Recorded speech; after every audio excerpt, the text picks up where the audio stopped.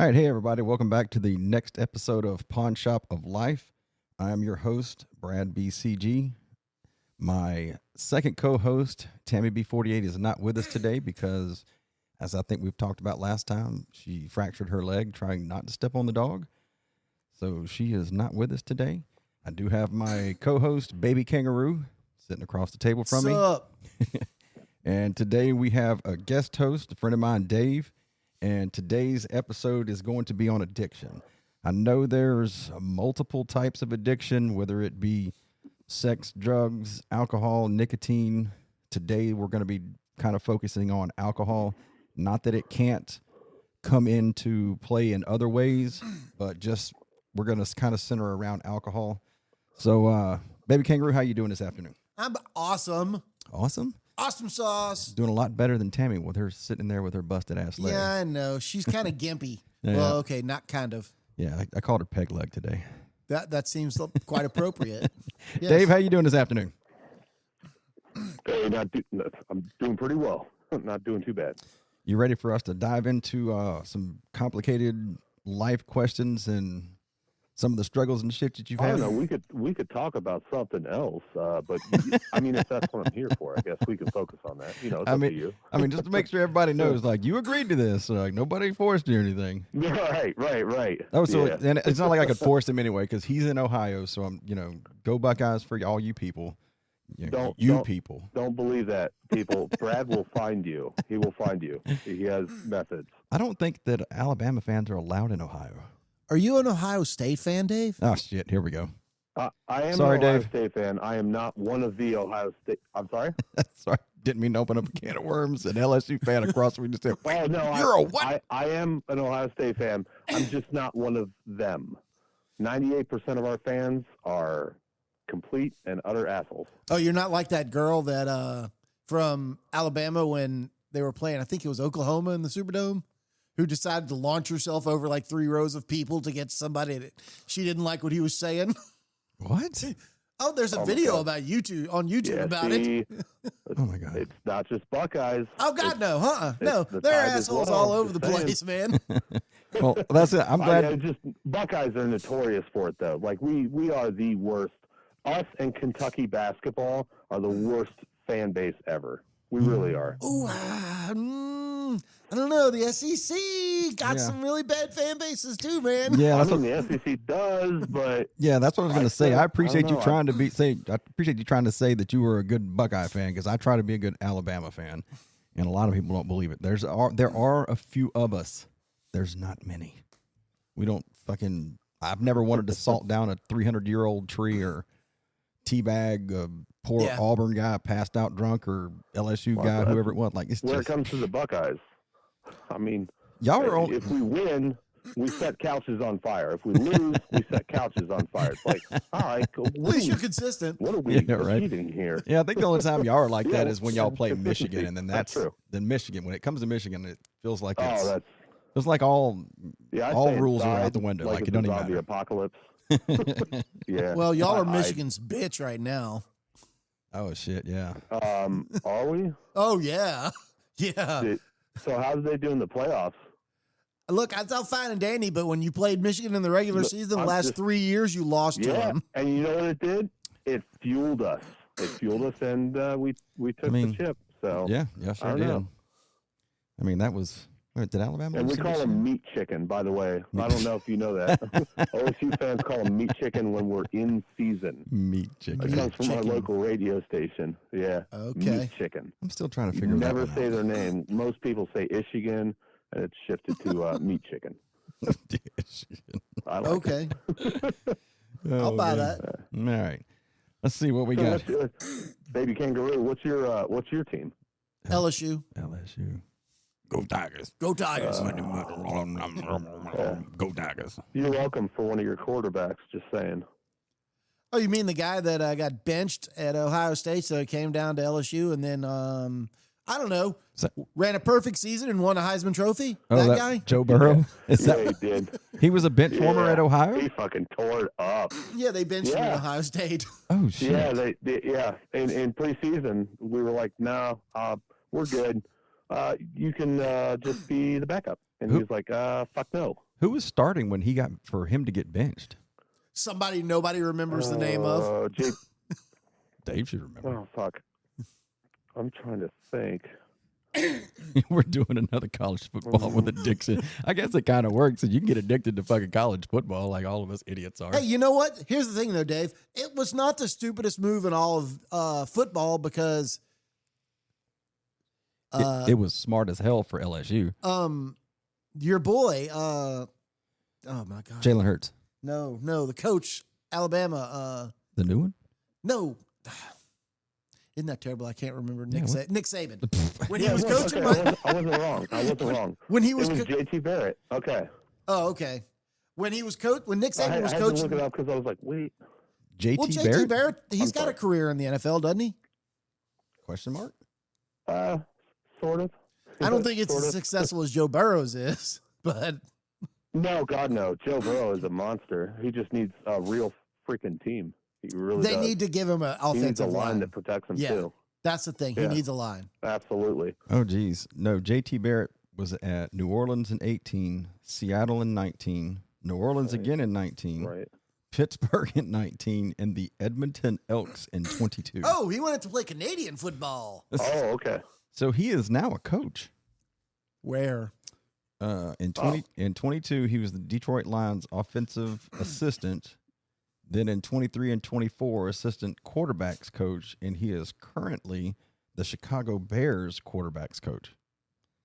Yeah, so that's a much better thing for him because we hear he was great in leadership. You should get off the field, dude. Man, So. that's bad. I mean, Joe Burrow was bench riding for this guy who went to the 3 different teams in 1 year. I mean, well, all right. Let's not get addicted to this topic. What I was going to say, though, is as far as, how stupid an idea that was, just think about this. Nick Saban had an opportunity to sign Drew Brees to come down to the Miami Dolphins. Oh, yeah. And instead, he signed, I think, Dante Culpepper. And he was in the NFL. Culpepper, really? Oh, my God. I think so, yeah. And Nick Saban was in the NFL for 2 years. And that's why if I ever meet him, I'm going to set him on fire. Kept saying, I will not be the coach at Alabama. I will not be the coach at Alabama. I will not be the coach at Alabama. He said this on a Friday. And then Monday morning, he showed up at Tuscaloosa. Hey, man, I'm the new coach at Alabama. Fuck you, Nick Saban. What do you think? Same thing with Harbaugh. Harbaugh did the same thing with meat chicken. I know. The same thing. I'm not going back to my alma. I'm not going back to my alma. Yep. And then, boop, there he is. Yep, broke out. So I'm sorry. Football came into the conversation. We ran with it. About something different. Yeah, we got addicted. It fits into the conversation for the day. College football especially is addictive. Yeah, we'll do another college football episode whenever the seasons get close to actually starting. Because we don't care about the NFL. I'd love to be a participant. We don't care about the NFL. It's not NFL because I don't care. No, fucking NFL. It's all rigged. It's pro wrestling now. The Chiefs. I think you're not wrong. I know, Dave. I don't think you're wrong. It's ridiculous. Oh, geez, it's fucking funny. Okay, let's see. All right, so let's see. We're going on with our general outline. So, Baby Kangaroo, tell me what do you think? What is addiction in your own words? Okay, so because I know we're not talking about different levels because I know we're going to have different levels of things. But I mean, like, what would and since we're talking about alcohol, what would you be considered?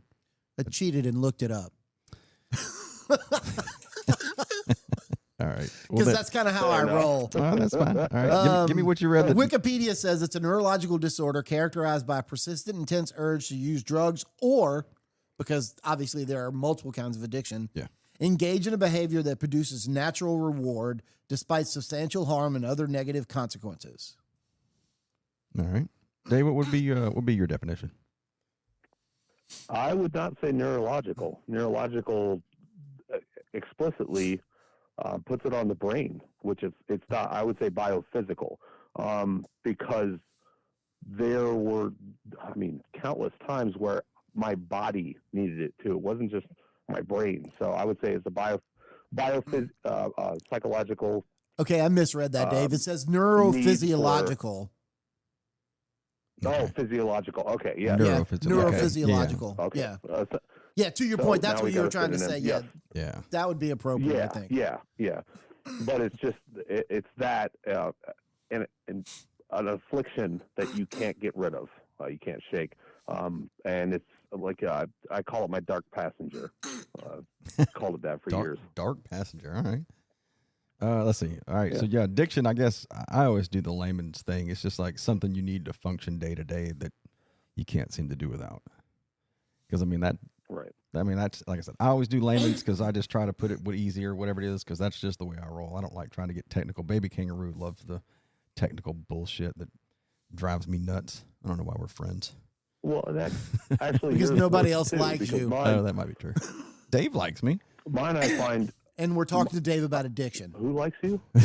Well, and he is in Ohio too, so he gets the proper dose of me, which is like every couple of days playing games or There you talking shit go. on a text message. So that's probably like, right. this is the only band fan I can tolerate. Okay. I mean, that's fair. You're probably. No, I'd say you're the only Ohio State fan that I just- can tolerate, but you're the only one that I know too. So there is that. I'm the only Ohio State fan I can tolerate. I don't even like my dad. He graduated there. You know. Like, Wow. no, Okay. we're all assholes. Oh yeah. No, I'm just. No, I really don't like him, so I can't say I'm just kidding. But I like. God damn. I like your I like your explanation too, though, Brad, because yours is on a more basic level. Mine, Yeah. I define it within substance issues. You're defining it as like Somebody across the street would who just can't stop eating sugar. Yeah. Yeah. Oh wow. So Yeah. And addiction comes in all ways. It really does. Yeah.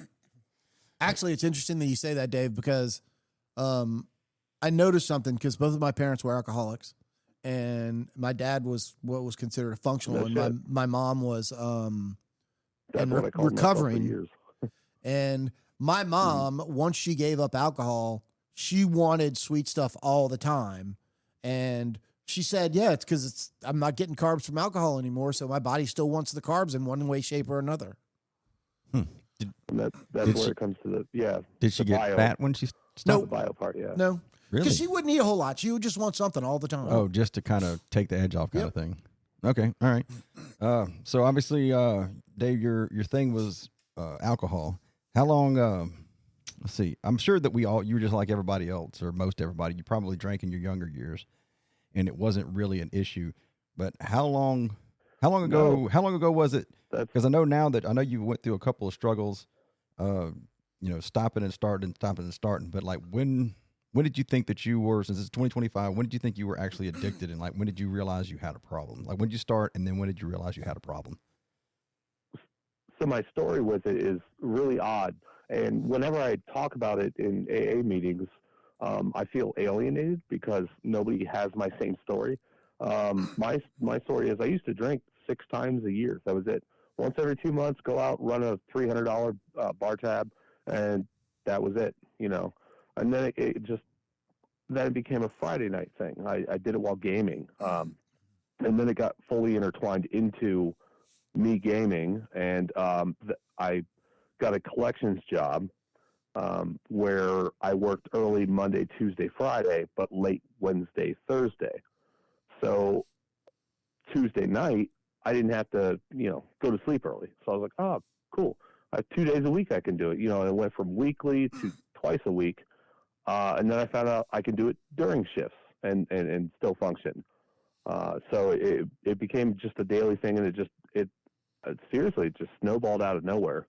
And once I was doing it while working, that's when it kind of slapped me in the face. And that was 2014. But the serious, I would say, beginning to end, it was 13 years total. Oh shit. So when was it? 13 years. So would you say 2014 is when you really started pouring it on? Yeah, 2014 is when I really started pouring it on. I mean, once somebody introduced me to bourbon, that's what happened. I'm serious. I was Wait. the sweet taste of America. This is delicious. Oh my God. What kind of bourbon? Depended. I mean, at that time it was just Buffalo Trace. That was a regular, A lot of people regular. go But with then once I realized how expensive things were with how much I was consuming. I went to Benchmark because I found out that Benchmark actually is what Buffalo Trace deems as not high enough quality, so they bottle it as Benchmark. So Benchmark is Buffalo Trace. It's just lower quality. Plus, there were not so many I'll do that. bougie bourbons at that time. So right. Oh my gosh. So when was it? So what was it when you? Like I said, I know, what did you have over the last year? You've had struggles with starting and stopping. So it was So like 10 years you were drinking pretty hard, kind of thing. Yeah, and then it was honestly, I mean, if you want to talk about when I finally started to address it personally and in my mind and thought this is an issue. Yeah. I went to pick up my mom from the airport. She was coming back from Carolinas, and my sole job here since my divorce has been live with mom, take care of her. She's in bad health. And do whatever you need to do to take care of her. Yeah. So I was, on my way to pick her up, and it's a self-realization when you drink that often, when you've hit that limit and you have to stop. And I had just gone over that, so I had pulled over on a back airport road, which looks super shady where I parked, but I had parked there. I turned the car off. I just leaned back, and I got a little knock on the window. And it was the OVI that really started the process of me wanting to actually be sober. So you were in the car and passed out? Yep, I was in the car, passed out, keys in the ignition, Pitbull in the back. Charizard was just happy as hell to see somebody who was awake. Officer, how's it going? Was the car? The car's running like he's dead. So the car's running? No, the car was off. The car is off by Ohio state law if the keys are in the ignition. Yeah. Most states have that too. Most of the states are like, if you get out of the car and toss the keys in the if you get out of the car, pull the keys out of the ignition, throw the keys in the woods, and somebody at a house sees you do that, it's still going to be a DUI or whatever they're going to do it because. I saw him parked and he pulled the keys out. That's bullshit. So you can get caught up in multiple. Still usable in court. All right, so I wrote it down because you made a comment about it. So do you think, I guess this can play into the whole addiction thing, do you think video games played a part in exacerbating the alcoholism? Because, I mean, you said you did it where you said you were drinking once every 3 months or whatever it was, and then you'd do it right. But then you said you started doing it when you played games. So do you think you associated playing video games with drinking and kind of that helped make it worse? Not to shit on video games. I love video games, but right. I was not. No, I love video games too. I think it was just more that I realized, and other people I have been around when I was drinking, like I said, roughly 6 times a year, that I'm the opposite of most drunks that you'll meet. I'm jovial. I'm ecstatic. I'm happy. I make jokes, and I'm in more of a fun place. So when I was in Xbox parties, drinking, I was comfortable and people laughed, and it kind of stemmed from that. But I don't blame it on that, not at all. No, but you do. So it sounds like you do think it may have played some small part in making it worse. Yeah. Because I get it. I get it. Like I said, I'll be honest, I'm addicted to video games because I don't even want to watch TV because TV shows and movies suck so much nowadays. Like, I'd rather just play video games. And I blame the 24-hour TV cycle for that. So, Dave, you're a little younger than us. Do you remember when you were growing up, do you ever remember the TV channel actually ever going off air? No, I don't. Yeah, that silence answered the question. Yeah, no kidding. It used to be they played the national anthem at night when they turned the TV off, and they played it in the morning when it came back on. What time was that? It varied depending upon like whether you lived in a big city or a small town. Oh yeah, dude. They used to. I turned 40 this month. I turned 40 how the fuck old are you guys? What the shit? Well, I'm 10 years older than you, and Rome's 10 years older than me. So that's absolutely funny that the 10-year difference between me and Dave, he has no idea what the fuck we're talking about. Well, I know you know it Yeah, because you were yeah. obviously I there, mean- and you probably had fewer channels than I did, Baby Kangaroo. But well, I mean, I was that's the just, youngest of 7 kids too. So, I mean, for me, I had a lot of the experience of having my older siblings around and experiencing what they experienced, even when I was a young man, yeah. child, whatever. Gotcha. Baby Kangaroo, you said your mom and dad were functional alcoholics. My dad was a functional alcoholic, yeah, and my mom was recovered. Did that trickle down to any of your siblings? Oh yeah, yeah. My Did it? oldest 2 siblings are both. My oldest sister she's recovered. She got into AA real heavy, and she's doing real good for what she can because my oldest brother and sister did not just alcohol but drugs to the point where they've had some neurological changes to their brain, neurochemistry changes, and you can tell. Really? Yeah. Jeez. And my oldest brother still drinks. Is he as bad as he was? Or is he toned down, or is he still considered a functional I don't really know alcoholic? because I don't spend a whole lot of time with him because, frankly, Is that the one on the other side of the pond? yeah, he lives Yeah. right up down the road, about 35 minutes away. Yeah, that side of the pond. Yeah. Yeah. Okay, Dave. When So I have some passing familiarity with it. yeah. Well, yeah. I mean, that's really. I just thought about it and wanted to ask. Dave. So how much do you think you were using at your absolute worst? Ooh, okay. It's it's a staggering amount where the doctors didn't understand how I was still alive. I had multiple ER visits, but never had my stomach pumped too. But You have or you have it was not? about I haven't, and I Okay, don't you have understand how. With based off their looks when I say how much I drank, but at my worst, where it was, 24/7 as long as I'm awake. Wake up, start pour. That was I was knocking out a 1.75 liter in 2 days. So take 2 regular bottles of liquor. I was drinking just a little more than that. Good Lord. Almost a liter a day. So Every day, like an everyday thing. every day. Okay. Every day. Jeez. Your bottles up there are 750 milliliter. The ones that are up on top of the cabinet Yeah, that and you're using for decoration. yeah, Yep. Those are 750s. and he was doing 1.7. Yeah. Every So, 2 days. I was A doing handle. Jesus 1.7 Christ. over 2 days. So I mean, it's about what is that? About 900, about 875 milliliters. We'll just call it a day. liter a day. Yep. over- Jesus Christ. Yeah, Yeah, a that's liter a day. Every is- day. Yeah, it's Which pretty much wouldn't, I mean, if it what, was, every day.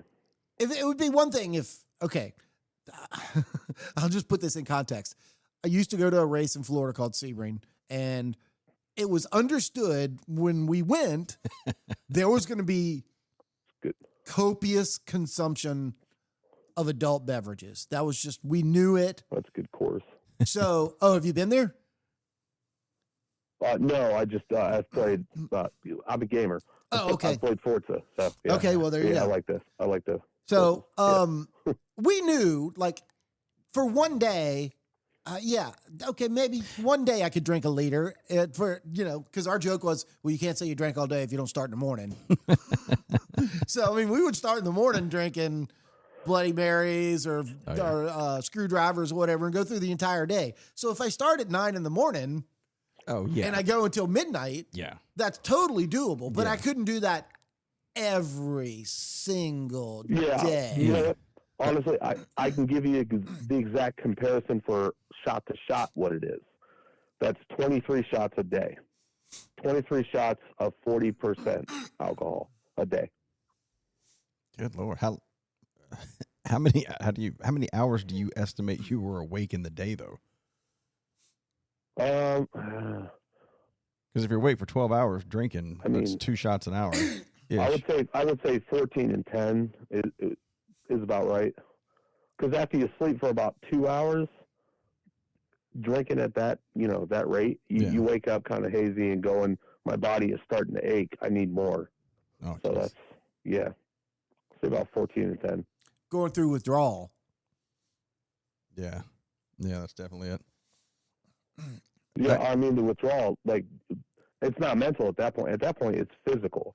Your heart is like it's beating, literally beating out of your chest, going, "Please slow me down." So you got to hit a shot immediately. Chase it with orange juice in hopes that that's good for your body. You know, there's always a trade-off where you're like, Yeah. I'm drinking Gatorade and chasing it with this. So yeah, it's healthy. Oh, geez, you mentioned Gatorade. I think Toxic mindset. Yeah, I think we talked about this in one of the other podcasts that the kids nowadays, whatever, the college people were doing. Wow. I don't. Well, It sounds 60. Yeah, I know, right? Sounded like maybe kangaroo. They were taking. You. They were taking a gallon jug and pouring the water out, and they were pouring in whatever it was, a liter of whatever their beverage of choice, and then they would pour in Pedialyte on top of that, and they would just drink the whole gallon. Yuck. They would just drink the whole gallon jug because the Pedialyte was there to hydrate them, and the alcohol was there to get them fucked up. So they would just jug it and fucking side sip it or Texas sip it, whatever the fuck Tennessee sip. And just, Then use a Monster What is or a that? Red Bull or something. oh, I think that's even worse. You don't want fucking I went through those caffeine. too. Yeah, caffeine with fucking alcohol. It's Mixing terrible. no, bartenders hate caffeinated it. beverages with alcohol. Yeah, I did that bartenders too. hate it when you order like a Red Bull and Yeah. vodka. Yeah. And the people around you hate that too. I mean, solid. Really? Yeah, it's really all it is. I made a very nice Canadian couple. I never from- did that in public, but I didn't know that. Yeah, I made a very nice Canadian couple from a cruise ship that worked on a cruise ship when I was in the Bahamas cry uncontrollably because I'd been drinking Red Bull and Absolute Citron all day. Oh my God. Jesus Have Christ. you ever, you said nice Canadian couple. Have you ever met a not nice Canadian couple? Sure. I think it's in their, you know, their paperwork that they have to be nice. So, I don't know. I mean, I felt bad. I blame it on the fact that when I started gambling at the next casino I went to, I started drinking Bombay Sapphire martinis, and that's not Gotcha. a good thing. I mean, wait a minute. Oh, you were talking about the people from the 51st state, right? Yeah, the people from the 51st state. Oh, okay. Yeah, the 51st state. There you go. I couldn't Yep. remember. I didn't know what you're talking about when you said Canada. I was like, wait a minute, that's 51st state. What are we talking about? Jeez. We're Here, just I'll give you another term. It's called America's bitch. No. Yeah, America's bitch. There you go. Well, If we have any Canadian listeners, we're very sorry for that. But ooh, you know, I think we did. Yeah, have one. we are, because I would love to go to Saskatchewan. I would love to just watch your curling teams because I love that and I love you. And your curling your is one of army those fantastic, really too. interesting sports. I love curling. I know. I became addicted. The Winter to it. Olympics came on, and it was on one day, and I'm like, oh, I got to watch this for a while. And I'm like, it's just like being in a bar with that big table, the wood table with the sand on it, on a giant scale. Yeah, and if you watch it enough, then your accent starts to come in. Come on, and you go, eh? oh my goodness, I've been watching way too much there. I need to take a break because I just can't stop. Starts to kick in.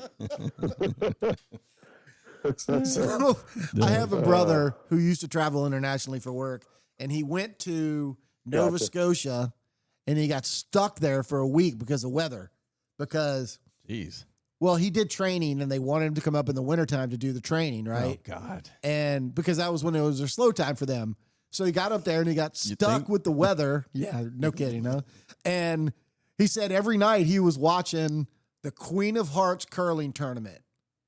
Oh my And God. he got to the point where he was like nice. rooting for certain teams, and he would go Yeah, out with the same here. people going out from the Same store. here. He's like, I oh did. no, man, that whatever the team was, Toronto or whatever. He's like, they got it this year, and everybody was looking at him like, No. you're from Florida. Yeah, no, I'm from Ohio, which is, I guess, closer, but I still have my teams. I got Team Cooey, who's my male team. They are, I think he's Toronto, and then Team Homan, Rachel Homan. Yeah, is because she's my very female team. I love her attractive. team. Yeah, Who is it? Rachel. Rachel Yeah. Holman. Oh, so Yeah, you're going to have me look it up now. very easy on the eyes. She's very and easy on she's the a eyes. Yeah, pull it up. very gifted curler. Yeah. She is fucking gifted as hell. She Yeah. is. She knows every degree, the exact amount of brushing. She's a monster. She is a monster. Yeah. Oh yeah, she is not unattractive. How about that? That's right. Yeah. So that made it even easier to watch it. You know. Well, I mean, I only knew about it Really because of the did. Olympics, Well, yeah. and that was you're looking at it like, man, this looks like something we can do if we had ice because we're fat guys. We're just like, what you want to do? It's Hey, not- baby yeah, kangaroo, did what you want watch to their do? Feet though. Yeah, I'm gonna roll this rock over the ice and you scrub in front of it. Like, yeah, boy. Like, what the fuck kind of shit is that? Like, I swear to God, that was like some hillbilly shit for ice people. Like, I don't understand it. Like, Jesus. Hillbilly North shit. That's Yeah, it. yeah, Yeah, that's exactly what it is. Yeah. It's hillbilly North yeah, shit. that's what they came up with. They were like, well, Yeah, we got plenty of ice, you know. What, And then what you want somebody to do? said, let's Yeah, make we- this an Olympic sport. And everybody went, go, Well, what? Yeah. We Well, like, really? We like ranch and throwing stones. That's it. Yeah. well, I mean, and that's a lot ranch. better than the fucking breakdancing shit they had in the last Oh, Olympics. my God. Yeah. I know. That poor girl from Hey. Australia. Hey, ray gun was fantastic. Oh my God. Shut your mouth. Oh my She God. I trained for a can't. long time. I bet she did. Now, She- you know the backstory of that, right? Do you know where she trained at?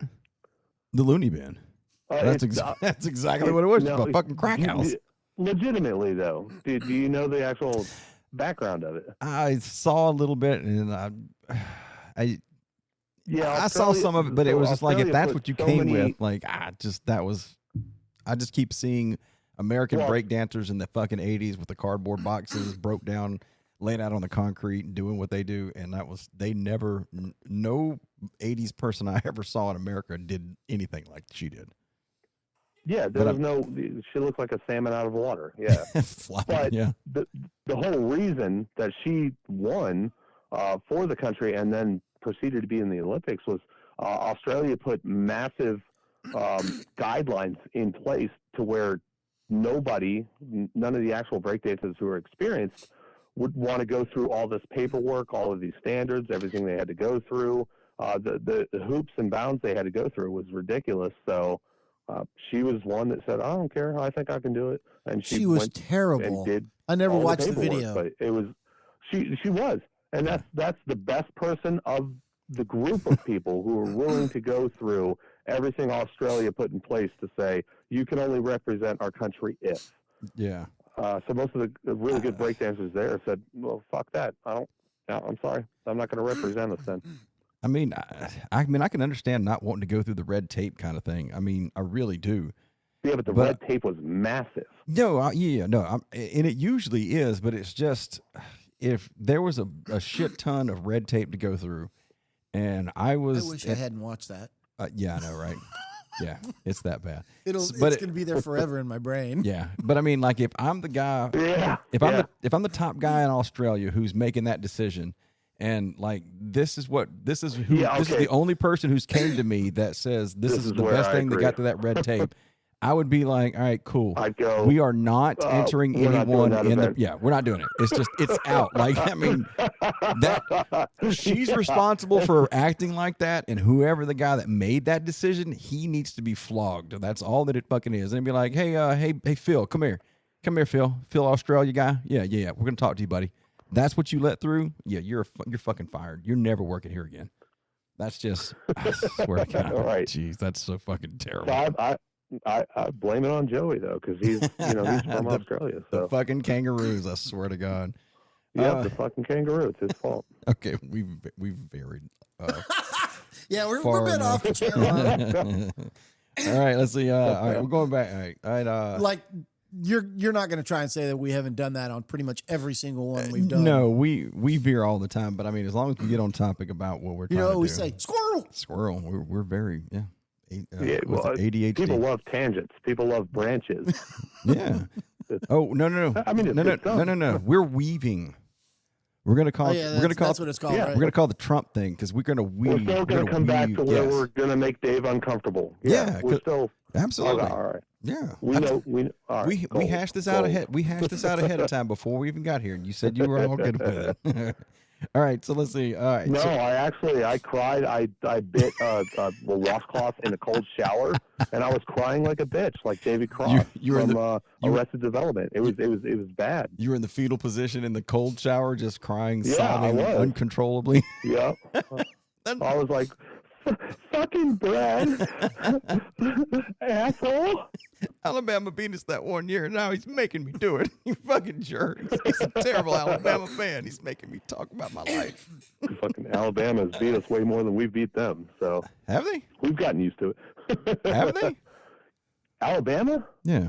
I mean, Actually, in the last 100 years, I don't know. Actually, If we had a proper producer, they'd look it up and chime in. Baby Kangaroo's looking it up right now. So while Baby Kangaroo is looking up, that I was stat. throwing stones. No, that's Yeah, fine. No, that's stones really at him. no. Good Sorry. point. All right, so while he's looking that up, he's gonna interject here in a second. So, all right, back to you, Dave. So, what was all right? So you told us what it was. So in the car, when the cop got you in the car when you were sleeping, that was kind of your breaking point when you said you knew you needed help, right? I need to get help. Yeah. Yeah. Okay. Yeah. So you've broken. It was also the chastising I got on the way home because the officer agreed to go pick my mom up because I was on airport property. He said, you know, it's okay. I'll go get your mom because I was more than compliant. And they offered to do a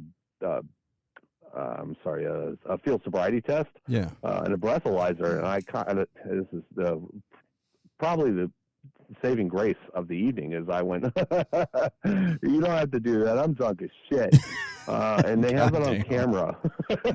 You admitted to it.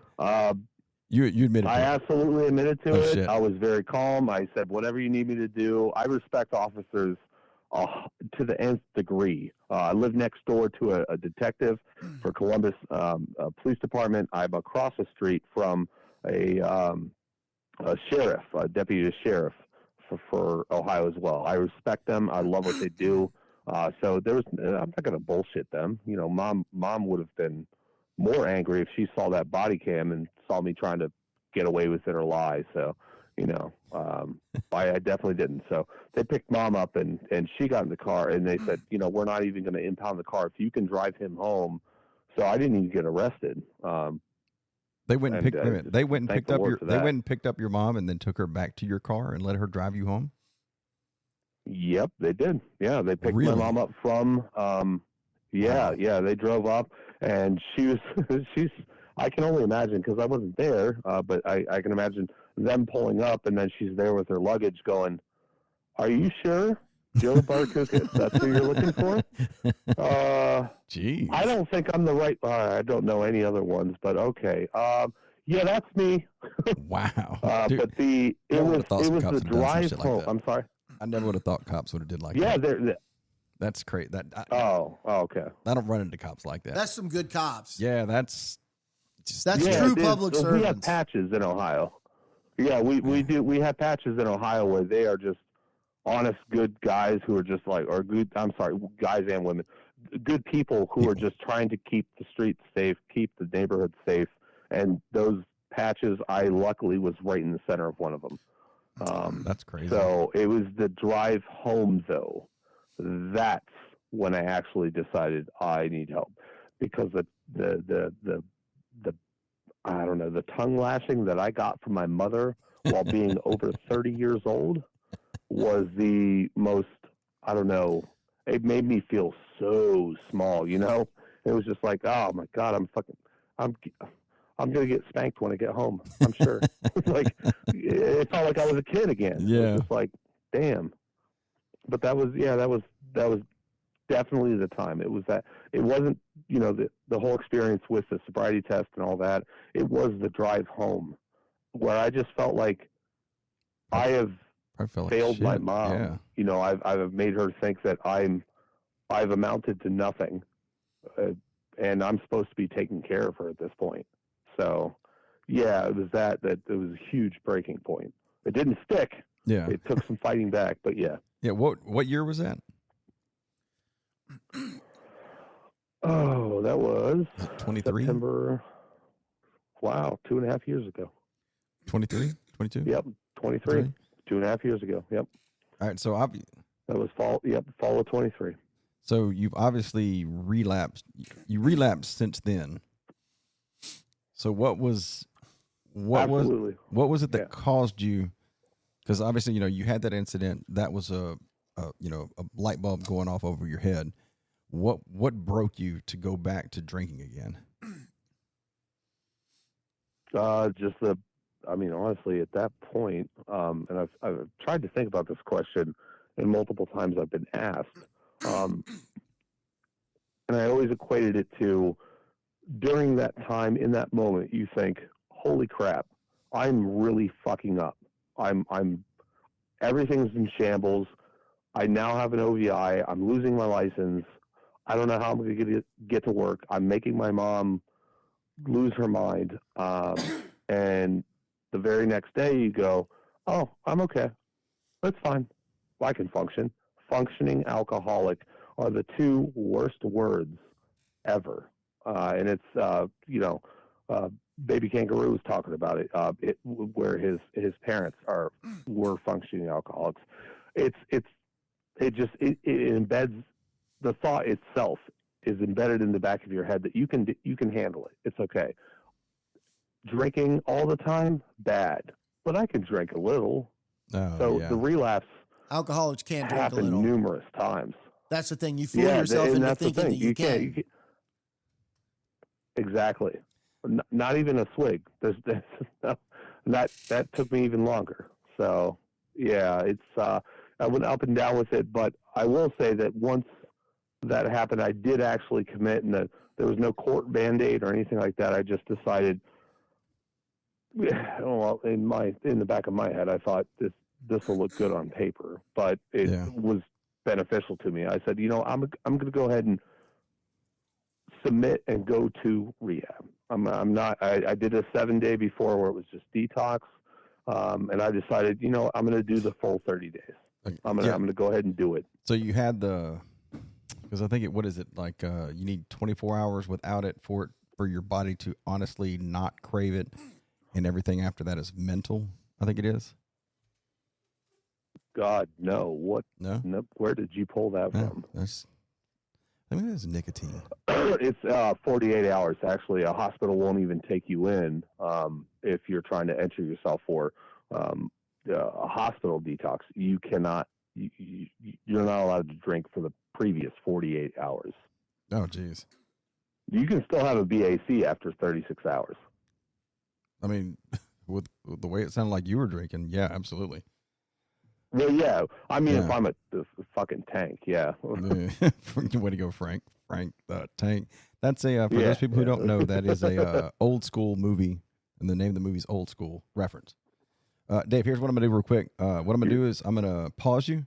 We're going to pause the episode because my other co-host, the main co-host, you know what? Tammy's going to start being my co-host, and Baby Kangaroo is going to be my producer. So that's what we're going to fucking do. So we're going to start rolling with that shit. So I'm going to pause this real quick. We're going to get Tammy. I got you. I don't believe Tammy's going to be here. Tammy's going to do it. Okay, we'll pause. So here's the pause. We'll be back in just a moment. Y'all give me a second. Let me get Tammy hooked up, and we'll reach back out at y'all. Okay. All right, y'all. We took a pause for a hot minute because my so this is what we're going to do. Tammy B48 is now my co-host, and Baby Kangaroo, thanks to Dave, has a new title. He is no longer a co-host. He is the producer.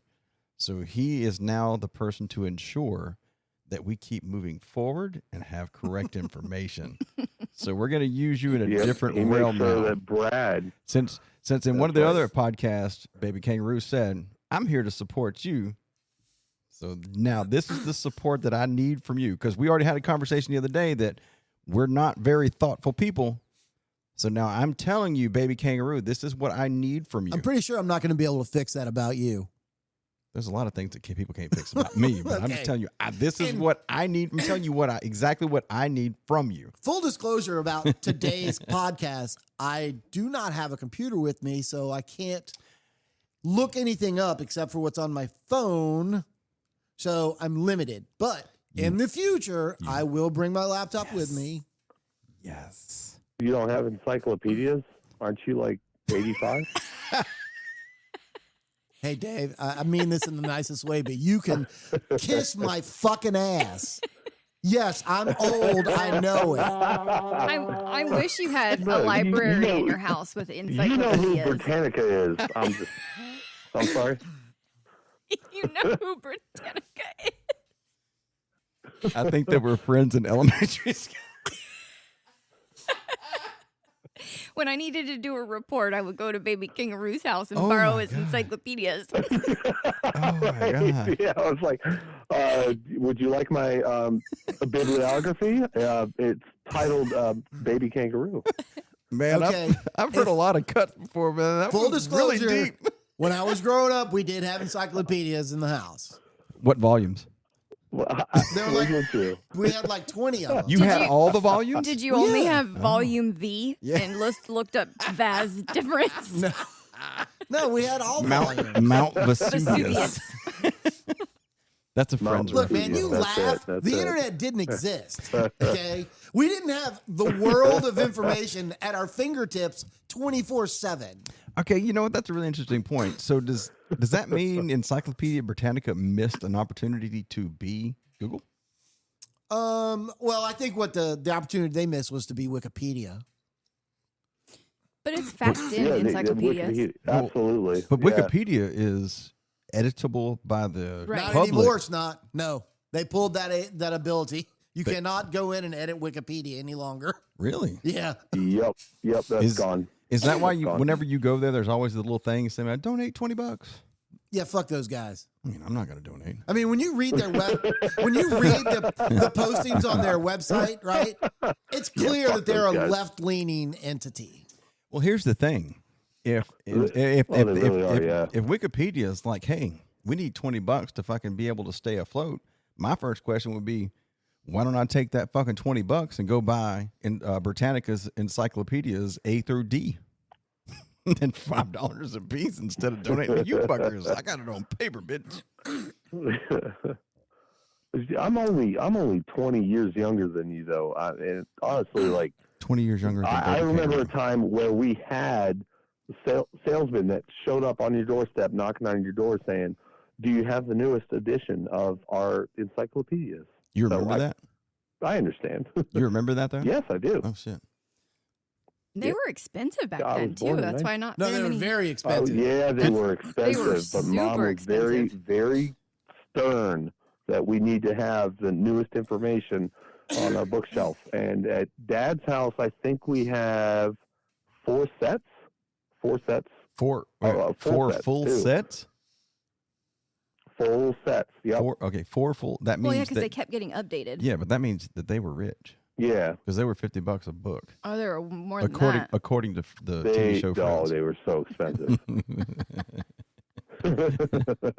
We got a lot of friends. So they're still in production. Get the fuck out. Apparently. See my producers. Look at that producer already producing. Look Some at that. They're People- also available online. Some people would just rather read a book. I still prefer paper over. Yeah. Yeah. I don't, I don't know what it is. I don't know. Look, I have family people members that still prefer to get the play Sunday board paper games, delivered just because uh, they like reading the the Sunday newspaper. paper. Yeah. Those things still Yeah, that's exist. true. Yeah. Yeah, they yeah. lose money on them, Yeah. actually. I actually wish they did exist because that means they would stop throwing those fucking 4 or 5 page fucking things in my front fucking yard. That's our town newspaper. Yeah, but it's only like a piece of it. It's like the first 5 pages, and it's like I want to fucking. They're trying to entice you to subscribe. I know, but I want to sue them for fucking littering. Like, stop throwing garbage in my fucking yard, you fucking assholes. And Like, they- you want to pay for my fucking trash pickup? Then yeah, bitch, go ahead. The neighbor came by the other day because I think Fuck. he got some of our mail, put it in our Oh, my mailbox, and then picked up that newspaper and threw it in the trash. Good man. Who was it? Which one? I want to shake his hand. This one? That Yeah, one, yeah. yeah. I'm gonna shake his hand next time I see him. Thanks, bro. Appreciate you. Shout out to my next door neighbor. Not giving my address. Okay, we're going to circle back. Okay, I guess we're going into the. Tammy, I was going to say, Tammy, I'm kind of bitter you weren't here at the beginning. What happened? Where I were you? was indisposed. bathtub, not pooping. I was taking Women don't poop. No, we don't. I was taking. She had her rabbit no, out. you I don't. was taking You don't a fart bubble either. bath. Yeah. I go, Oh, okay. So you thought bubble bath is more important than talking to Dave. I'm hurting Well, afraid right I now. knew I was That's- gonna join at some point, but I really just wanted to relax, Oh. and because my leg Well, is Brad didn't tell me hurting, that. and it helped. Fair enough. let me know when you're done. Okay, there we go. All right, we're just gonna do that. Oh, okay. I Okay. Baby Kangaroo is currently dying in the background. I hope everybody is good on their side listening, but he is dying. So Yeah. Good times. I'm dying over here. Yeah, I looked at him, I was like, and I was like, he saw me turn the slider down. He saw me turn the slider down, and he was like, yeah, keep it down. All the way down. Just keep it down. I'm like, oh my Oh, God. look, we had talked about me getting a push to talk button for my mic just for that reason. Okay, I'm going to go ahead and tell you now. Baby Kangaroo, please get a push to talk. Yeah, I'll track it down. Okay. I think Part of your producer duties. Yes, it is. It's part of your Why do I feel like I don't want this job? Yeah, I was going to say, Baby Kangaroo, like, all jokes aside, the producer is actually kind of the most important role. So good luck to you, bro. Yeah. Have fun. You can see. Thanks, Dave. See, no matter what happens, you can jump around and help anybody out. But once they find out that I'm an asshole, they're going to be like, we're never listening to that fuckface again. You can always hide behind the fucking mic and not talk shit. Like, that's fucking great. Because, I mean, you know, I plan on doing this for 2 years, and then I'm not really any different from you. I think I've made this comment before. I'm the younger, prettier version of you. Okay, I'll go with that. With a lot. Baby Kangaroo does have better hair. He does, and I am jealous of that. I'm not gonna lie. I'm not jealous of a whole lot of people. Chime in for a moment We'll on get you some this. plugs. I don't. I'm not I'm jealous. chime in for a moment on this though. Here you go. Like, I've been gaming with Brad for A 10 bajillion years, years. probably a decade now. Dude, it's been Probably a decade. It's close Almost to 12. It's close to 20 years. 14. No. 20, okay. Yeah, it's just under when. Which version of Colin and I Diablo met, was which is out? When, 3. Diablo 3 was out. no, it was 3. It was Diablo 3. He didn't have a headset. And that's how we met. Yeah. He wasn't able to talk, Nope. and I fucking talked the whole time. I was like, all right, cool. You can hear me. Let's game. Let's go. No. And that was the best time of my life when I didn't have to listen to Brad talk. And now you're on my podcast 12 years later. Yeah, it was released in 2012. Yeah, it was probably 13. 2000. It was wow. probably 13 years. Yeah, it was out 13. Yeah, 12. Yeah, it was out. I think we met in 13, so we've been talking for 12 years. Absolutely, 100%. I'd been Gotcha. retired 4 years that year. For the point. God damn. Oh my Yeah, God. so okay, well, so with Dave talking about how we met or whatever it was, like you could have on Diablo 3, you could have it open just for anybody to join. And I was like, fuck it, whatever. I was playing, I was bored or whatever it was. Dave jumped in and like I can hear Dave talking, and I would message him over Xbox, be like, dude, I don't have a fucking mic. Go fuck yourself. And like we kept playing, and he's just like, oh shit. He's like, bro, do you happen to have any like I think the first thing you asked for was Ruby gems.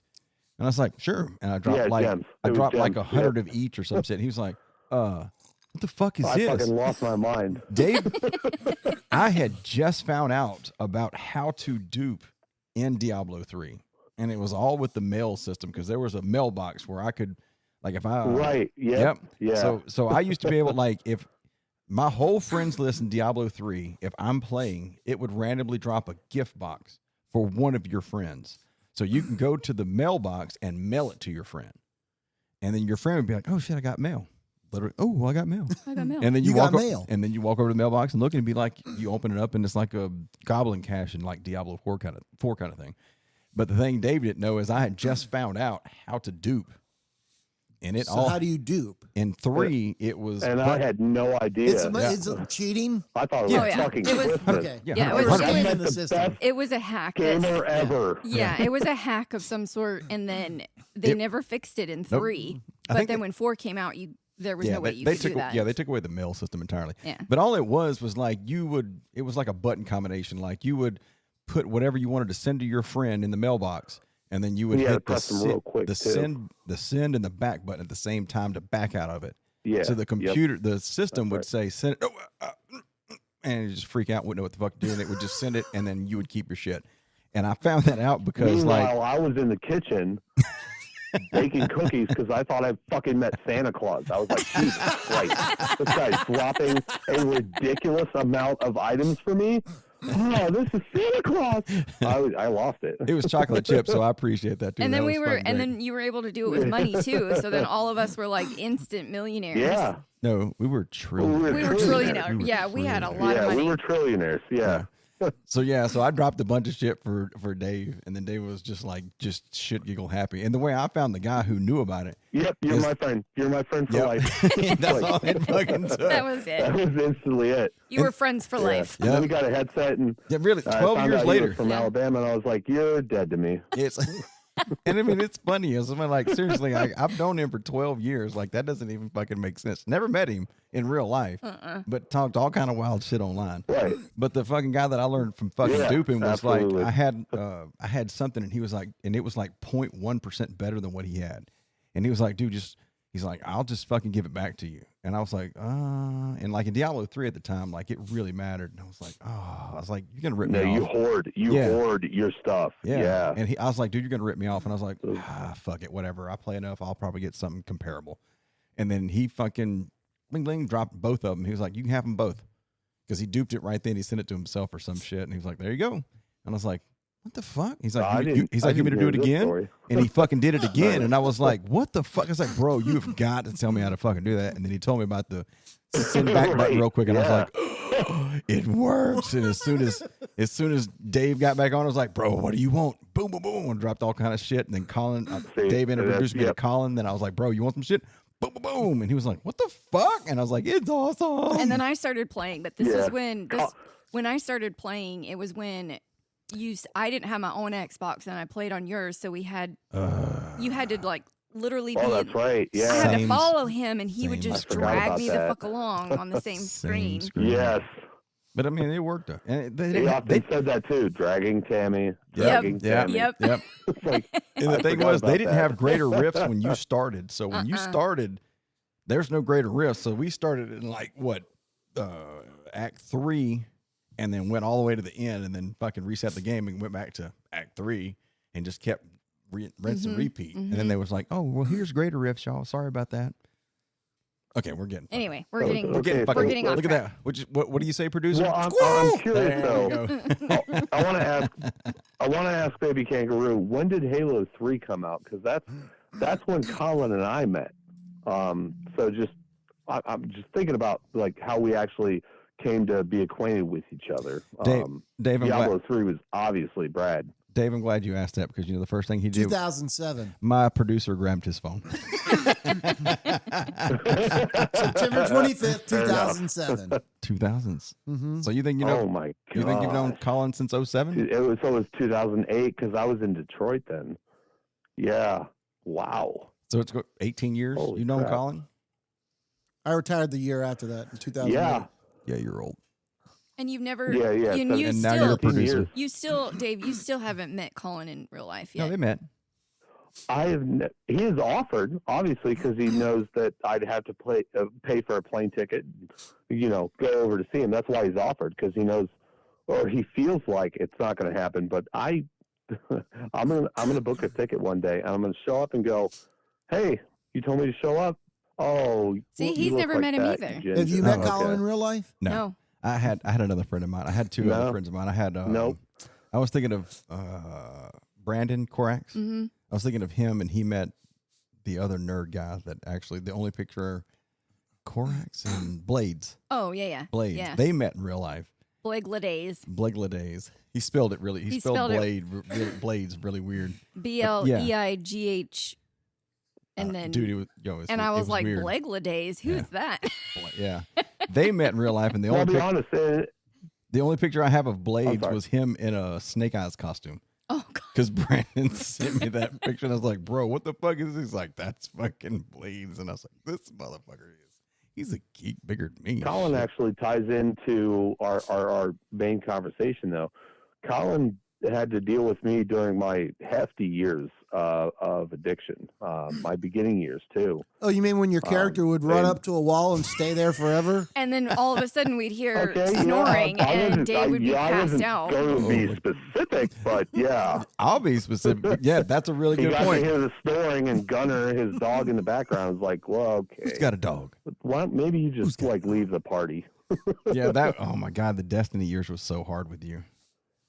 Those were the things where, like, we're doing the fucking raid in Destiny 1, and like fucking Destiny 1 was like it had a weird, so Baby Kangaroo, it had a weird thing where you had to follow a path.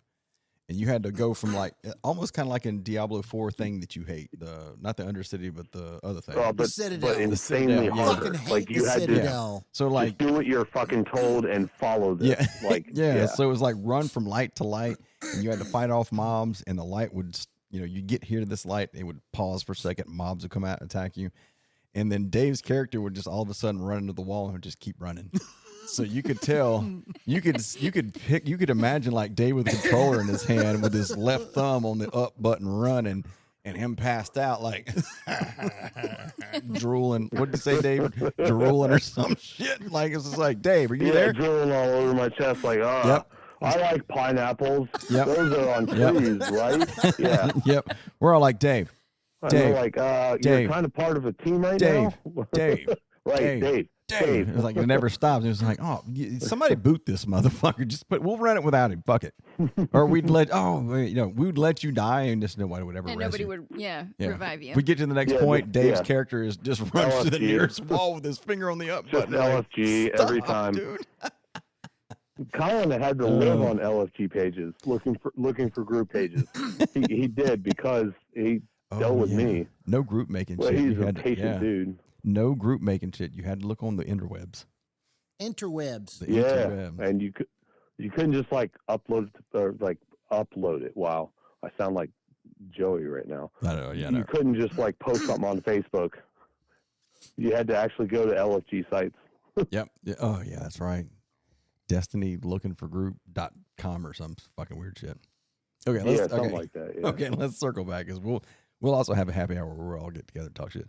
All right, so Dave, so with your addiction thing, I think we're going into the parts that you were hesitant about. That's the word I'm going to use. Hesitant about. What do you think? How do you feel about your mental state then, since your hindsight is 2020?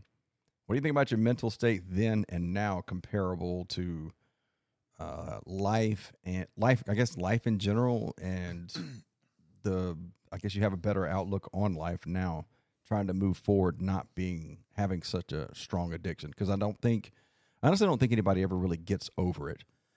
Because if you went to AA, do they not tell you that it's not, I'm done, and it's like you just cut it off? Because I see shit on TV all the time, and they're like, oh well, it's like it is a day-to-day struggle because most days are great. It's like coming off of nicotine, and then all of a sudden there's that one thing or something that sets you off. So like, what do you think your mental state is now and back then?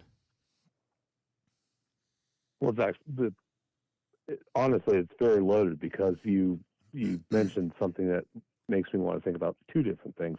But I would say, obviously, my mental state previously was, I'll be okay. And it goes back to Baby Kangaroo talking about his parents. I'm a functional alcoholic. It's okay. I can handle it. Yeah. But then you wake up on those days where you can't even function and you have to take PTO just so you can throw up for 24 hours, then try and have bowel issues for 24 hours after that. I actually learned the process of detoxing, I'd probably say 40 or 50 times. Wow. To where it's like I knew the calendar, I knew exactly what's going on, and now for the next 20 hours I'm going to experience this, I'm going to go through this, and then once I hit this phase, I can consume water. Then I know 10 hours after that I can start consuming just carbs. Then it was about 12 hours after that I can start taking in protein. So it got to be so cyclical that my mental status just went awry very fast. And when it comes to nowadays, the reason that I was kind of apprehensive on answering this, well, a month ago, I would say mental status primo, doing great, because it was Christmas, this past Christmas, that I decided I wanted to buy my mom something special. Yeah. She's been a huge deal in my life with my sobriety over the last 4 years because I was supposed to be taking care of her. And it turned into her taking care of her drunk, idiotic son who can't just grow the fuck up and be a man. And that's a conversation in itself where it realizing that. But I don't know. I mean, I kind of know where I know it's choking you up. So maybe you need a minute. Yeah, I'm just saying, like, yeah, it's fine. A month ago, I was in Just a let better me know, place and I can pause. I can pause get if you need to, just so you know. Nope, no, Okay. I'm good. Yeah. Checking. Christmas, the only gift she wanted was for me to finally and ultimately be sober. Oh. And I said, all right, that's cool. You know, I had dissipated, I've weaned down, and you know, my relapses had diminished. So I said, you know what, that's cool. And then New Year's Eve happened, and I didn't have a partner to be with, and I used that as my excuse to drink that night. Mm. And it was New Year's Day when I came down from my room upstairs, and sat down, and she looked at me and said, I'm not even going to argue. I don't want to talk about it at all, but I know that you drank last night. I could tell in your speech, and I could tell in your demeanor. And I just want to say, I think it's very unfortunate that you stole my Christmas present. You took it back. Ouch. Oh. I shut down. It was so bad. Oh, It really God. was.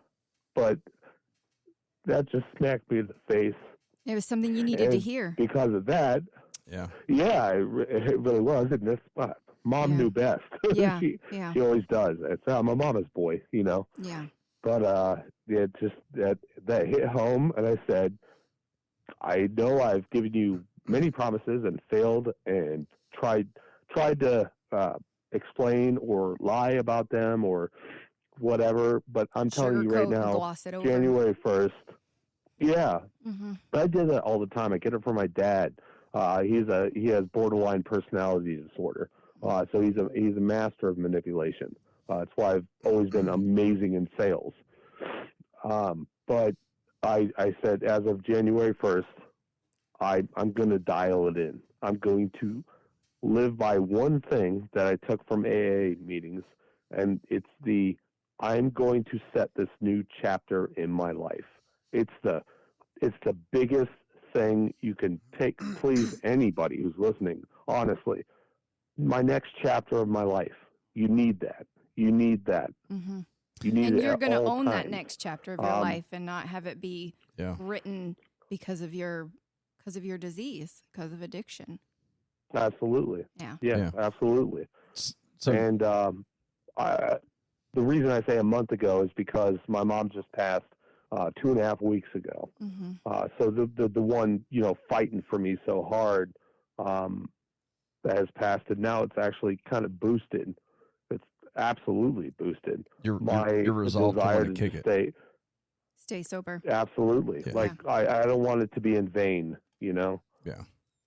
So you mentioned something pretty critical that I kind of honed in on. And you said that when you relapsed on New Year's Eve and you used the excuse of you didn't have a partner, how has your addiction affected your relationships? Yeah, I was gonna ask that. So I mean, I don't think, because I know your mom obviously is going to be your biggest proponent, but are there people in your life that have been affected so badly that it wasn't they couldn't help you? They just, I mean, do you feel like they just gave up on you because of the addiction, or is it, how has it affected your relationships with people? hang on, I want to hang on. I Yeah, want to, like I said, I want to play on that because I mean, I don't think you mind, and if you do, I'll beep this out. But I mean, your mom, like I said, your mom just recently died. What did you say, 2.5 weeks ago now? Yep. And then you also got divorced. How long ago was your divorce? Divorce was right after COVID, basically. Did alcoholism So did alcoholism have a play into that? Yeah, I mean, at that point, I didn't. You don't have to go so. into you don't have to go into But that was only because deep things on that. I'm just wondering, like, did the alcoholism play into that? I mean, if you just want a color-coded 50-50, the answer is yes. Okay. I mean, it was a but contributing at that time, factor. I didn't know. That's all. Because I married one of the most passive people ever, who didn't share anything with me. And I actually found out from my mom, she shared intimate things about our relationship and our marriage. And I was kind of baffled. Like, she doesn't ever tell me any issues or what's going on, So I had the most passive wife, the most passive best friend of 20 years, just never tell me, hey, dude, wake the fuck up. Mm-hmm. So I didn't have the support structure, which is another huge thing when it comes to AA and NA, is the support structure is fucking crucial. Yeah. If you do not have that support structure, you will fail. And I will say that die-heartedly. If you do not have the support structure, you will fail. Just lean on that support structure. Build one. Get your inner circle. Take your small handful of people you trust. It's 100% necessary. It really is. So your ex-wife opened up to your mom more than she did you? Is that what you're saying? Absolutely. Yep. Oh, wow. Yeah. So it's like I didn't know, and then I got blindsided with, hey, we're gonna do a dissolution. Also, can you pack your shit up and get out? Oh shit.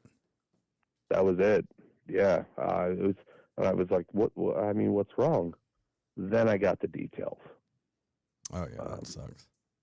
So you would say that But that's where that your disease greatly affects your relationships, and when you basically relapsed on New Year's Eve, you use that as an excuse because you realized that your alcoholism does affect your relationships. Yeah, ex-wife I'd say yeah. and mother. Yeah. Yeah. Yeah.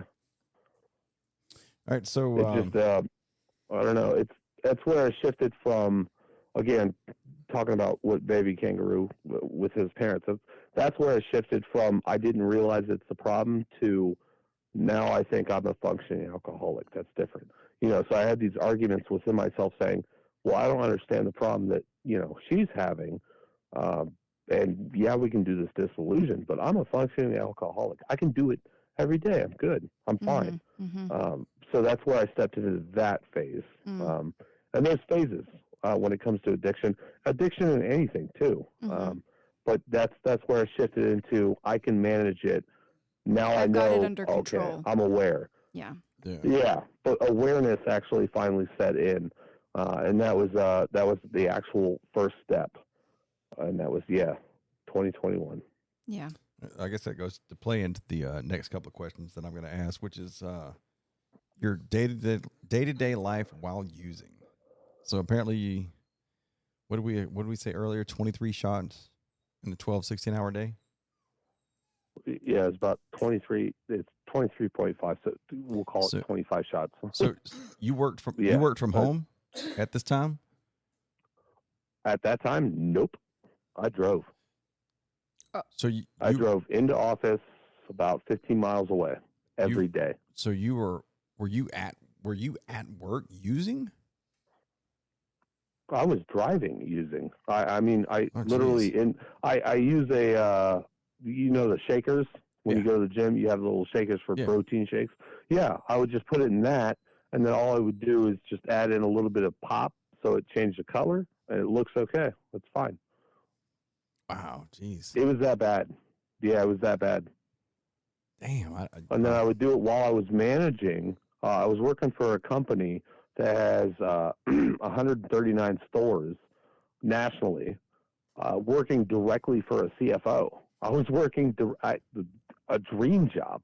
I was working directly for a CFO where I was managing $50 to $70 million a month in 7 bank accounts, and I had access to them all. I could just withdraw, if I wanted to. Yeah. I had that much access. Jeez. I was doing that while just drinking 24/7. Yeah, Lord. It was that bad.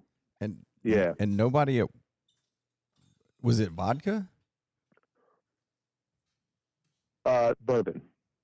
I shifted to gin because I was told by somebody, and then I had to look it up to check. But yeah, gin is actually healthier on your body. Dude, Gin is not healthy on anybody's body. Just to make that clear. No alcohol is. Alcohol Yeah. is terrible. It's probably the worst Yeah. dehydrating piece of shit you can put in your body. Yeah. It's poison. Yeah. But I'm saying They did- gin. They I'm did a sorry. lot of. Sorry, I'm sorry for anybody that's listening. He's Bluetoothed some podcast device, so it's a slight delay. I was only curious about it because I was thinking of like smell. Like, I mean, I know there were studies that were Correct. I know there were studies back in the day that said, a glass of wine is great for you, and now there are studies that are just like, we were wrong. No alcohol is ever good for you. Go fuck yourself. But when you were talking about like you were actually going to work and shakering it, I was like, man, I'm just thinking of like smell, because like vodka is supposed to be the one that smells the least. But I mean, like you started with bourbon, and I'm like, oh shit, like bourbon's even stronger. Yeah, like, and I that don't was know how that got over on. I don't. What's the work situation like? What if I was to walk into the office? Are you like elbow to elbow to somebody, or are we talking about like sectioned off little cubicle weird things that fucking people hate? Being the bank reconciliation specialist, I had my own section. I was in my own area. I had my 4 screens up, and I operated alone. But there was Maria, fucking Maria, which nowadays I'm thankful for. Maria would always, with her Boston accent, come over, and I can't do a Boston accent. But she would come over and fucking just talk to me, but get real close, because she was one of those instigating Karens. She'd get in real close just so she can smell. She knew, and it caught on, and I got pulled into the office a few times. And then Kurt, I'm just giving first names here because that's what we're not doing. We're not divulging. But Kurt, Kurt, Kurt, the CFO, had pulled me in 2 different times, saying, "Hey, I just want to let you know that there are some associates that have smelled something." Oh, they addressed you. They addressed you. It's like, the CFO, the chief financial officer, addressed me, and he said, "I really love what you're doing with our books. You're doing fantastic." Because I always made a competition with him. I wanted to close the books out faster than him, so it ended up being a really fun challenge on a highly professional level. Yeah. So the conversation made it more awkward when he was like, people are saying that you're drinking while you're working. I like what you do with my books, but I need you to just not do that. I don't want you to admit whether it's true, whether it's not. I just need you to stop it. So it sounds like okay. So that's how. So what it sounds like is you were such a good worker that they were willing to possibly overlook this problem in your life because you worked so well. Yep, and that's where it goes back to I had passive friends. I had a passive wife. There's so many people in my life who are like, well, he's still functioning. All right, cool. Do you think that played into? You think that was an enabling thing? Yes, because my drinking got worse at that point, and that's where I hit the max that I was telling you about. That's where I hit, a bottle and a half a day, because I was like, I can function. They're okay with it. I'm good. As long as I produce, I'm fine. So I mean, I guess I can understand that. I was like, I don't like Dave dripping on the job, but son of a bitch, he works fucking well. So as long as I'm making fucking money and we look good, what fucking difference does it make? Because sure, fucking drink. Yep. Yeah, I guess that's an enabling thing. Yeah, that sucks. Yeah, that's where the tailspin started, though. That was where I absolutely refuted it. I was like, no, I'm good. But I would spend half the day in the bathroom vomiting in a private bathroom that was around the corner, so nobody in the call center could hear, nobody in the floor could hear, nobody in accounts payable could hear. I went to that private bathroom, and I would throw up for a whole day, and then the next day I would have huge bowel issues. While still trying to function and manage $50 to $70 million a month. So that's when it started to hit me. But it wasn't until that OVI that it all hit. Yeah. All right. So what's your So, go ahead. You got something you want to say? I was going to say, mental status then was confident. I'm good. I'm fine. But also a travesty in my head because, as Tammy was mentioning, like I lost my family. I lost my relationship. I lost the house I was living in. Yeah. I went from I had $20,000 in savings to $60,000 in debt from dumping money on stupid shit. Most of it was for her kids, which I knew them since they were in diapers. Yeah. They're in their teens now, but I told myself every day I'm good, but I was miserable. I was absolutely miserable. Where my it sounds thought like process you now. So it sounds like you were a functional drunk kind of situation. Yeah, and I always rest on that. And you can ask Baby Kangaroo. I'm sure his parents are in the same boat where they think the same thing I did. I'm good. I drive to work. I get to work. I do what I need to do, and I talk to who I need to talk to, and then I go home and get obliterated. It's fine. It's fine. That was my dad. I mean, he got up every single morning. Now he didn't drink at work, but he got up every single morning. He went into work, and when I was a young man, like perfect example, he would go down to a friend's house, get stinking drunk, falling down drunk. Saturday morning, we mowed the grass. He would be out of bed with my brother and I out in the yard mowing the grass. You could smell the scotch pouring out of him. Yeah. Jeez. And he'd do it all again Saturday night. The smell is a huge thing too, which as an alcoholic, you have no idea, but everybody made it very clear. No, even your pores, like it came out of my pores. I was drinking that much though. And yeah, it's just like, I'm good. I'm functioning, right? I'm alive. And then multiple hospital visits. Yeah. Okay. I don't know. So what's so going from that to like I said, I think we touched on that your mom passed recently, and you had you had a day relapse then, right? I did, yes. That was the day that I found her. Okay, all right. So with that day removed, is Baby Kangaroo dying right now? Can you check on him? What is happening? Yeah, he had to walk away. He's just got some allergies going on. We're gonna allergies. We're gonna pause real quick. We'll be right back after this. We'll be back after this brief pause. All right, sorry about that, y'all. We had to take a break because my producer, Baby Kangaroo, was about to die from self-inflicted water inhalation. I'm dying over here. Yeah, he was jumping into the kangaroo pouch and everything. He was suffocating. Not good. He was suffocating in Mama's pouch.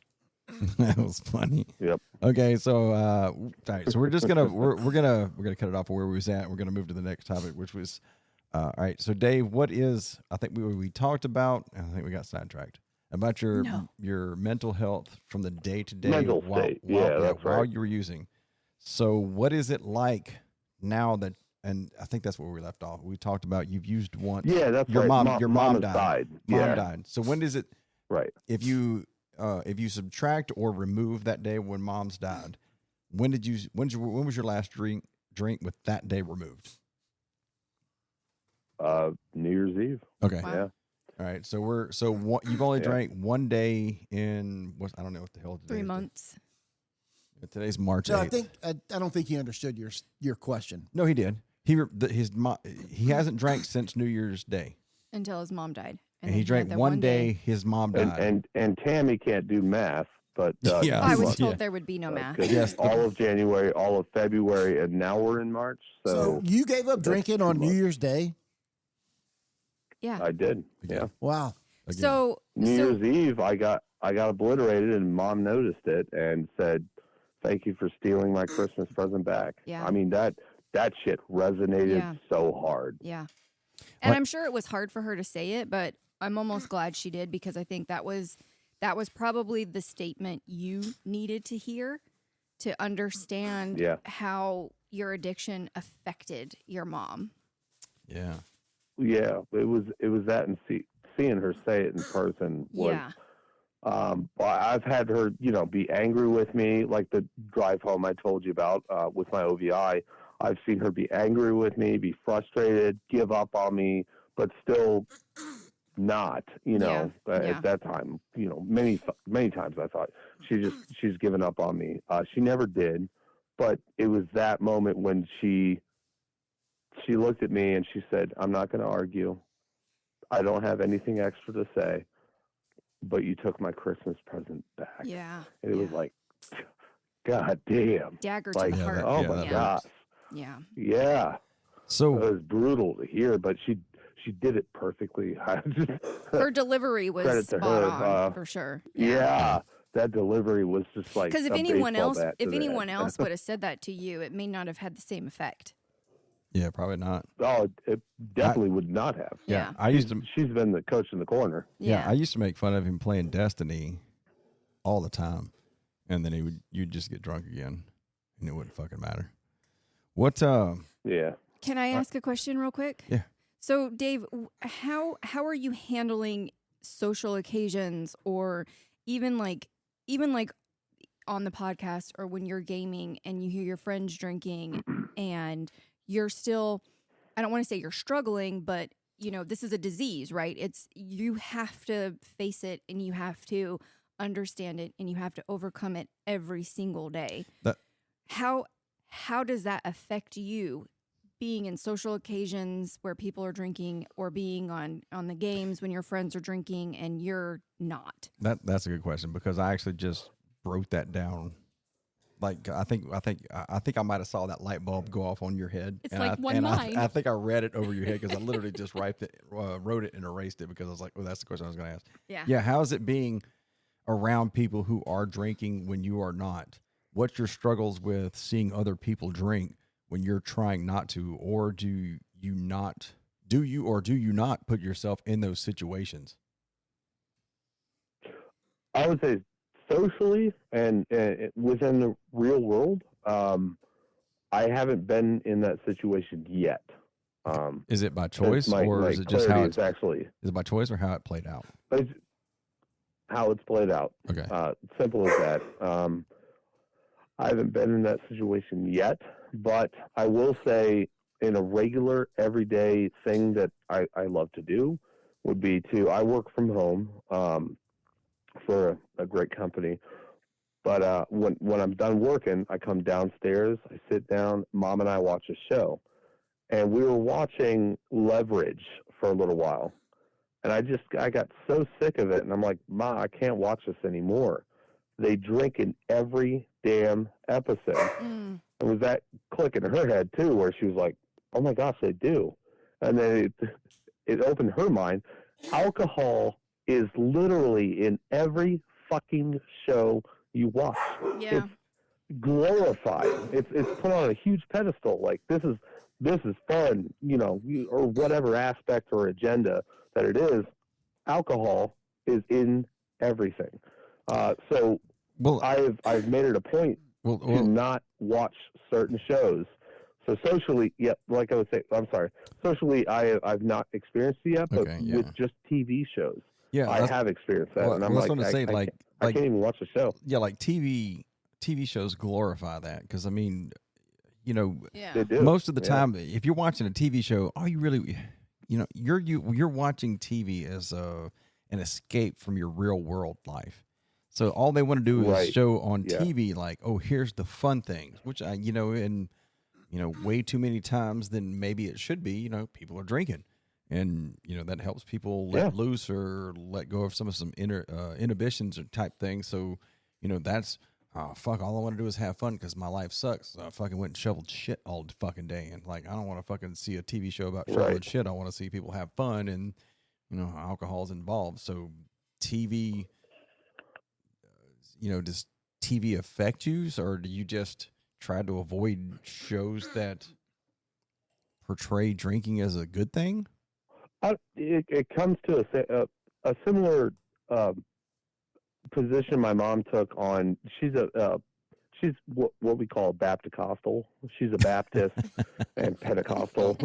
She's a mixture. Wow, we're gonna go down a whole other Southern rabbit hole with this fucking shit. God damn. Yeah, no, I'll try not to go too far, but she has an issue with shows that portray anything outside of Christianity as an agenda. It's something they're force feeding you. If there's just for an example, like a gay character that comes in, it bothers her. Mm-hmm. It's the same way with me with alcohol, where it's like, I don't even understand why this is part of the theme. Yeah.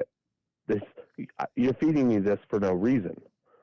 So that's, it's at this point, I see it so often in any show that I watch where I'm like, all right, cool. I don't need this show. If So it's you good, remove- that's cool. Great storyline, all yeah. that, but You remove the show from your from your visual. You don't watch it. You don't watch it. But what about like when we're gaming, or even like now, or again when you do put yourself into a social situation and people are drinking? Is that still a daily struggle, or will that be something that you're like, you know what, I'm good, I don't need this, and I'm cool being the one that's not having a drink? And obviously it's become more of a thing where people aren't drinking, so there's probably other people who aren't also, but does it scare you to put yourself in situations like that? Well, I mean, I'm gonna jump in real quick because I mean, like, my thing is, like, growing up is I've never, if I felt that people didn't want me there, I would remove myself. Yeah. And that's kind of the. But I would never. I'm curious about that on his perspective on it, did because you it was drool in the same process. I mean, I licked Sorry. plenty of windows in my life, so I mean, there's a good possibility, but no, but I mean, I would just always remove myself if I felt like that somebody didn't want me there. So I mean, I guess that kind of goes. That's I'm playing off of what you're saying, babe. It's like, like, if you got there and you're struggling, it's like, would you just stay there and fucking suck it up? Yeah, or would you just be remove like, yourself? I don't even want the temptation. Like you do with the shows, because you I just may stop cave watching. in. I'm gonna break the fuck out. So yeah, I guess that. Gotcha. It actually goes back to my full 30 days that I actually did rehab. In learning in what to delete and what not to delete, who's important, who's not important. Mm-hmm. So, for example, shows, that I think, I don't need to feed this into myself. I don't need to, consume this and watch it all the time. But then also, I'm in a party, I'm playing a game, and Brad is drinking in the background with Tammy. Mm-hmm. I'm not going to delete him. So I've had to adjust and understand that, like, is that what you're saying? No. I think you deleted him because he's been asking you to come play Diablo forever, and you're just like, Yeah, hasn't fixed my shit. It's getting ridiculous. It's too much work. That's a lot of work. But I had to learn through that process, though. It's a lot of and work it's the to whole sit on your reason ass I with a laughed controller in your many hand. times.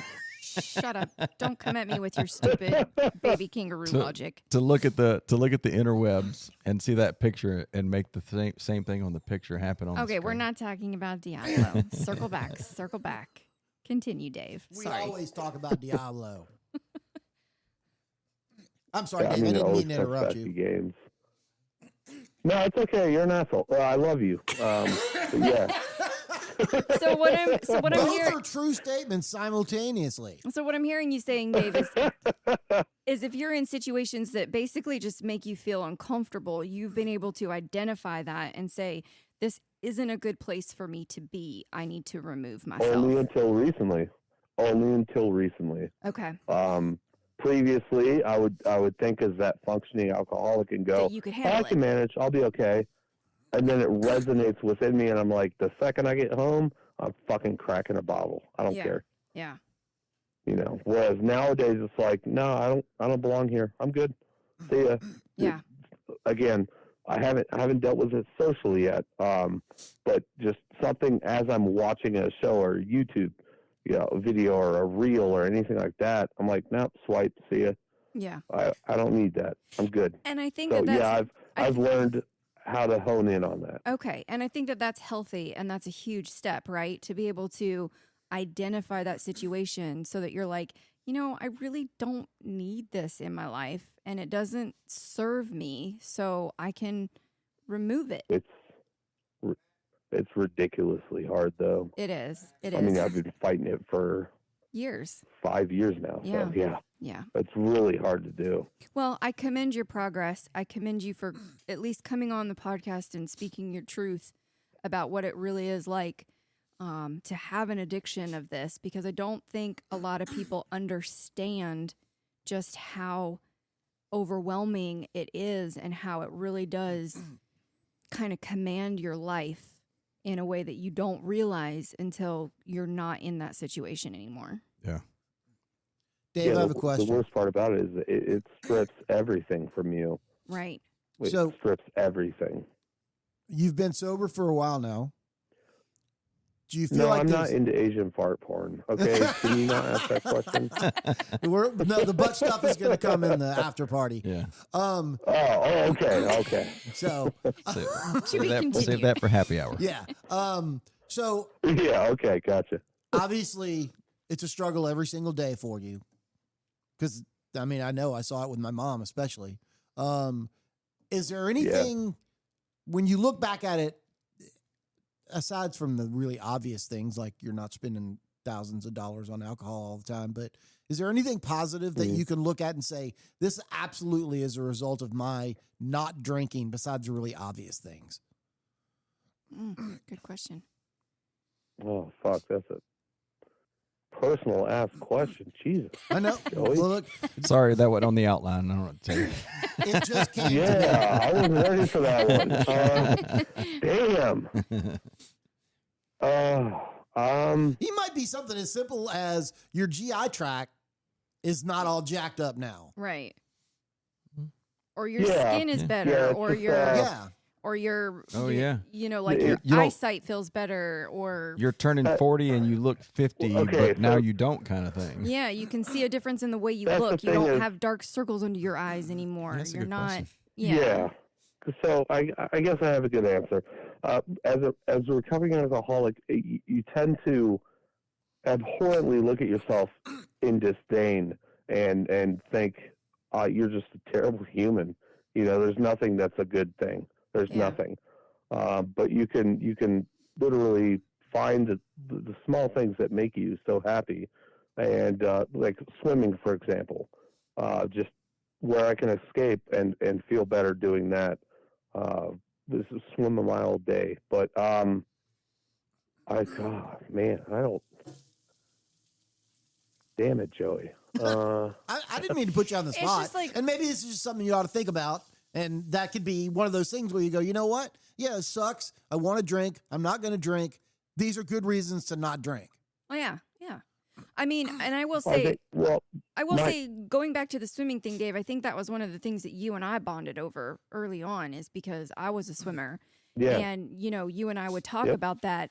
And I know even just as a, whatever, if I got drunk the night before and if I went to try to go swim laps, I felt like absolute dog shit in the water and just felt like I was gonna right. You hit the sink. lanes, and it's like my anaerobics, my breath is not right. I'm Yes. not, hitting it good. But it was also a good therapy session, basically. Right.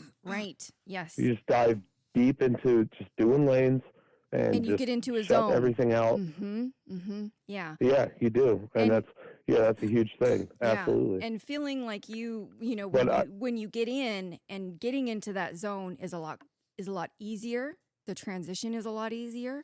The end Absolutely. Yeah. end feeling when you get done and you get out and you're just like 100% euphoric and you're just like, God, that felt fucking great. Is to me would be 100% worth not drinking. I feel like we really opened up another Yeah, can of worms, kind of. No, Because I mean, that's I'm gonna give you the really number that's a really one- good point. So I mean, like now we're going down the, you were a swimmer kind of thing. Like, what did it do then? And that's a rabbit hole. Well, most of the time you just wouldn't go, right? Well, I Because the kinda- next morning you'd feel like dog Yeah, shit and you just yeah. wouldn't go. yeah. There's no way. I feel like ass. I can't even get off the couch. But I'm going to answer I'm going to answer Joey's question in saying that my number one proponent, my number one reason to never go back is because my mom gave me 4 years of her life where I should have been kicked out and put into a box because I was supposed to take care of her, and here I was with my alcoholic issues, and She never gave up. finally coming around. She never gave up. She never did. She was always gung ho. And I'm looking up right now. I'm in my living room here, or her living room, honestly. And I'm looking up at her huge saying that's right above the door. It says, "Prayer changes things." Like, she was always just devout on, my son will change. It's going to happen. And once I turned around and she saw the good, the potential, and it's going to happen, she passed. I don't want to fail on that because everything she had dedicated the end of her life to would be in vain. You. Yeah. And so, Joey, the answer would be that's that's the only reason. That's a good driving force. That's I mean, it. that's I don't need I anything else. I feel like that is, because some people will look at things and be like, well, like earlier, like I mentioned, oh, I don't have bags under my eyes anymore. I feel great in the morning. But your reason is the most important reason to stay sober and to continue that fight. Absolutely. And honestly, the years that I've known you, Dave, and even though we don't talk all the time, you've been a big part of our lives. It's because you ignore me. Shut up. Okay. You gave up on Diablo. I did kind of give up on Diablo. It's a lot of work. Jesus. Anyway, I'm proud of you. I'm super proud of you. And, if there's anything that I can do to help you stay on this sober journey, I will do for you. Okay. I have one request then. If you could, starting in the fall, very first kickoff, if you could wear an OSU jersey. Absolutely not. And parade around Bradford. Absolutely not. That fell off real quick. I Anything for you except for go fuck yourself. Except for anything with Ohio State. You can go fuck yourself. Damn. Okay. Alabama's beat them 3 out of 4, right? I don't care. This is the thing between me and Dave. I'm an Alabama fan. He's an Ohio State fan. That will always be a thing there. She's an Alabama fan from Montana. I'm not from Montana. Wyoming, whatever. And you see, we had the conversation earlier at the very beginning of the podcast about the good and bad Alabama fan. So here's the good Alabama fan, and here's the bad Alabama fan by association. I am not a bad Alabama fan. I just don't like Ohio Y'all just missed a very important thing. You guys missed a very important. Fuck you, Tammy. You missed a very important thing where you missed Joey saying, "Oh, Montana, Wyoming, it's the same thing." Holy shit. Not even close. Okay. They're both big sky states that hardly anybody lives in. No, absolutely not. Yeah, they're both. Yeah, okay. They're both big sky states that hardly anybody lives in. Wyoming doesn't have a big sky like Montana. Their logo is literally big sky country. Wyoming's I'm aware of this. All right, hold on. All right, I'm gonna cut in. All right, so what's your mental health now? Because I am slowly becoming a big proponent of mental health. So what's your mental health day to day now without using? Oh, yeah, you better not ever want to get an airplane license. Well, all right. So sorry, there was a text message. Okay, so you did not silence your Joey phone. is drinking. What the fuck? No, that was your Bluetooth into my fucking thing. So that was a buddy of mine texting me. So what's your day to day mental health now with the struggles, and like, do you feel you have all the tools and things that you need to be able to combat the alcoholism thing? So actually, that is a very, very good question. Because this is something that I've had to adjust to. Is I do have all the tools. I do have a support structure. I have family. I have friends. I can call somebody up right now and I can call my youth pastor from when I was 12. He'll be here in 5 minutes. So the biggest thing, I'm going to actually harp on this too, is when you are trying to get sober and be sober, the number one thing to know is that you do have a full tool belt. All you have to do is use the fucking tools. Yeah. Because you automatically go, I'll be fine. I'll be fine. No, grab the fucking hammer. Just use the tool and know that you may need help. You may need somebody to talk to. Have somebody come over, watch some, YouTube clips, whatever. You have all the tools you need. And the biggest struggle I've had is Asking I for feel help. like I'm being, I'm Feel like you're being needy. making somebody's day unfortunate. Yeah, I'm being needy. Like you're not being needy. No. When you're trying to actually come clean and you have a support structure, those people know what you're going through, and you should lean on them heavily.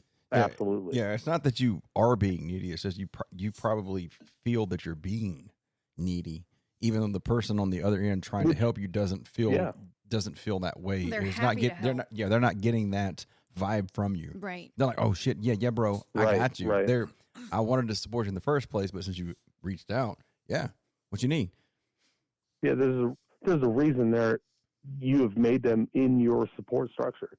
It's they're there because they want to help. It's just the issue of being not really embarrassed, but basically embarrassed of reaching out to someone. No, it's hard. It's one of the biggest struggles I've learned at AA meetings is that people don't reach out. Yeah, just asking for And help is hard just on a daily basis on Yeah. anything, let alone something on this level. Well, Right. I mean, honestly, when it that's comes to alcohol, you also, I was going to say, when it comes to alcohol, it's also a delusion that we have in our heads where we go, I can figure this out. I'll be fine. Right. I don't need to. What is talking to somebody going to do? I'm just not going to change how I feel. It fucking will. Right. Grow up. It fucking will. Yeah. Well, I mean, this is So, I feel like this kind of plays big into a slap in the conversation face. that me and Baby Kangaroo had the other day. Was I think me and Baby Kangaroo both have the same thoughts on this, which is we're not thoughtful people. Him and I, we get along because we're a lot alike, and we're not thoughtful. He says thoughtful. He what he really should say is considerate. I mean, that's well said. I mean, That's that well might be said. accurate too, but it's like I would do anything. The man took my only 4GA. I mean, seriously. I sold it and make a lot of money, so it's He all fucking good. took it. But I mean, like, I was playing tetherball, and he just treated me like a little fucking nerd. oh, great. Now I'm On thinking the about recess. Napoleon Oh. Dynamite wanting to play tetherball. No, like, 'cause I mean, like, if you asked me to be like your sponsor or whatever it is for like sobriety or whatever it was, like, I don't have the ability in me to be thoughtful, to reach out, just to be like, hey, Dave, how are you doing today? But if you said, Brad, bro, I'm having a problem today, I'd be like, fuck yeah, man, I'll meet you at McDonald's and I'll buy you a Happy Meal to see if it make you happy, to see if it makes you happy. Like, I don't even give a shit. Like, yeah, but The whole reason. so people, part of your support group is also knowing your support group. Because, like, if I was in Ohio and I was there, I would absolutely have your back. But I wouldn't be thoughtful enough person to reach out. But stern ass motherfucker. Yeah, but if you ask me though, I'd be like, fuck yeah, bro. You hit me up at like 3:00, be like, man, I got a bottle right now and I'm looking at it and I got the shot. I'm fixing to take it. Please help me not do it. And I'd be like, shit, I'll drive over to your door, kick your door in right now and slap you in the face like the bitch you are. And like, you wouldn't fucking take it. And then I would take it and go home. Yeah, and it goes more basic with you. In all honesty, I'm going to open up about just my relationship with you. Goes more basic to, you would just openly say, Dave, I don't know what the fuck you're doing, but you're being a dumbass. Like, you did it like an older brother, and you've done it for years. Yeah. And that's resonated, and that's why we're still friends. Yeah. Like, I actually am in a safer place when I talk to you, honestly. He's As gay as that blatantly sounds, I'm sorry. honest. That's got me in a lot of trouble. And he before, so. doesn't hold back. But it shouldn't in close friendships. No, No, yeah, anything absolutely that- not. Not in friendships, but in professional And I've situations. always appreciated that. So, because you'll be the first to say, Dave, you're being a fucking piece of shit. Oh, thanks, bro. And then you're like, wait, maybe I am. It probably didn't sting as much when he Yeah, was drunk yeah. because he was just like, I don't give a fuck, I'm drunk. And then he's sober and he's like, dribble. now Yeah, no. that he's trying to get sober, he's like, Brad, you are an ass. I'm like, Yeah, that's the other thing. While being sober, though, gray matter reforms in the brain after, I think it's 40 days. So, like, memories start to come back of your short-term memory. And it's just like remembering some of the things I did or said. Holy fuck. Yeah. God, I would have kicked my ass out. Like, I just don't. My mom's patience has saving grace, seriously. But I don't understand how I burned a lot of bridges and I ruined a lot of friendships, but I still have people. I just don't understand that. Just It's because they care about you. the patience. I tolerate him. Well, yeah. See, if I was Brad, I'd be like, all right, fuck Dave. He's fucking dribbling again. I'm done with this guy.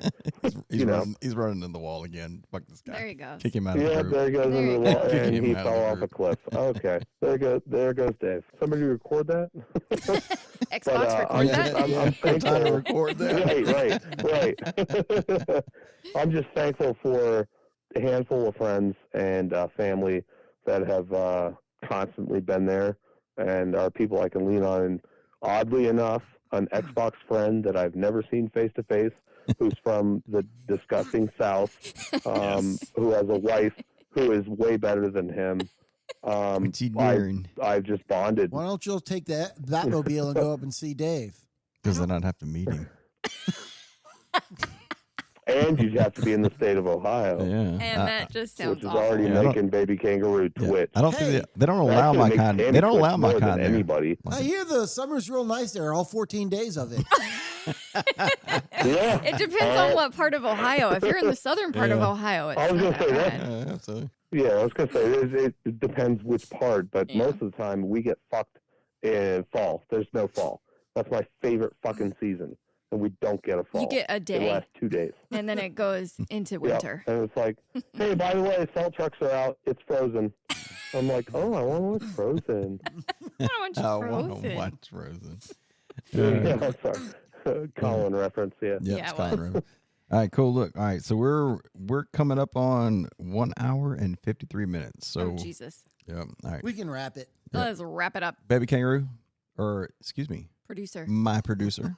You got any comments? Got any in comments for our addiction thing? Dave, I want to say thank you very much for being so candid and being willing to come on here and discuss what is obviously a challenge that you're facing in your life and you're going to face for the rest of your life.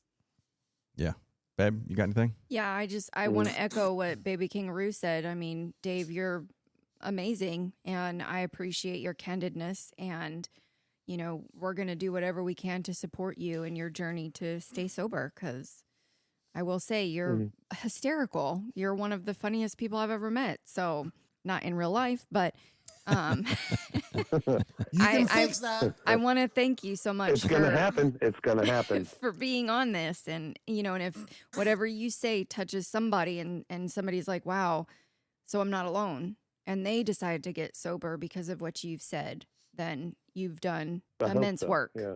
Yeah. All right, cool. All right. On that note, what we're gonna do is we're gonna do what we always do. We're gonna do a happy hour, even though that's probably inappropriate for the subject that we're on. But what we're gonna do is, if anybody out there is dealing with addiction, it could, like I said in the beginning of the episode, it could be anything. It could be nicotine, it can be alcohol, it can be porn, it can be anything. If you're dealing with addiction, there's lots of options out there. There's lots of help groups. I don't think there's anything wrong with reaching out and asking for help. I know it's hard. I know it sucks, and it may make you feel small in some capacity, but the light at the end of the tunnel is worth the journey. So it's not a down thing, looking down on you kind of thing. It's just that know that there are other people who are out there struggling just like you are.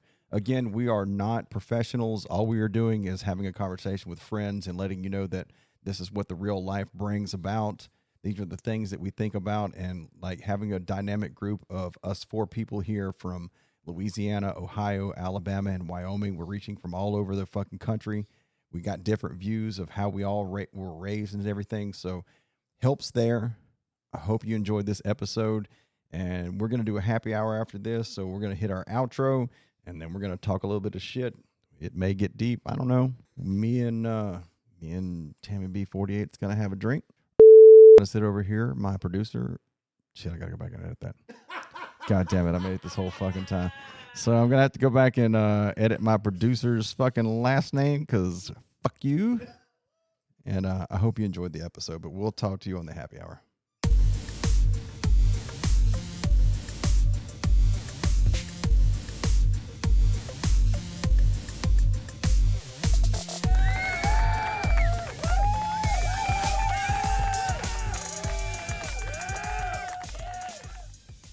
All right, welcome to the happy hour. I think I got everybody turned back up. Dave, you there? No? Yep. There it is. There We got it. God damn it. I thought we got through one whole fucking episode where I had to go back and edit something. And I said Baby Kangaroo's last fucking Said name. his name. Fuck. Well, at least you know where it's at in the. You said it twice, by the way. Oh, you did said he? it twice. When I said it You twice. said it somewhere about 50 minutes into it, I believe. So you're gonna have to roll back. Yeah, you said it. Because when you said it, I was sitting here going, yeah, Brad, you fucked up. All right. So I know it's. You told me not to say it. Yeah. So what? So I'm somewhere around the 155. You said it was around the 50 mark? Yeah, it was like 50, I would say about 45, 50 minutes into Okay, it. I'll yeah, check. you just dropped it, and I was like, oh, no. Yeah, that's all right. I'll fucking. But you told me, Yeah. Mr. Principal, I can't say this.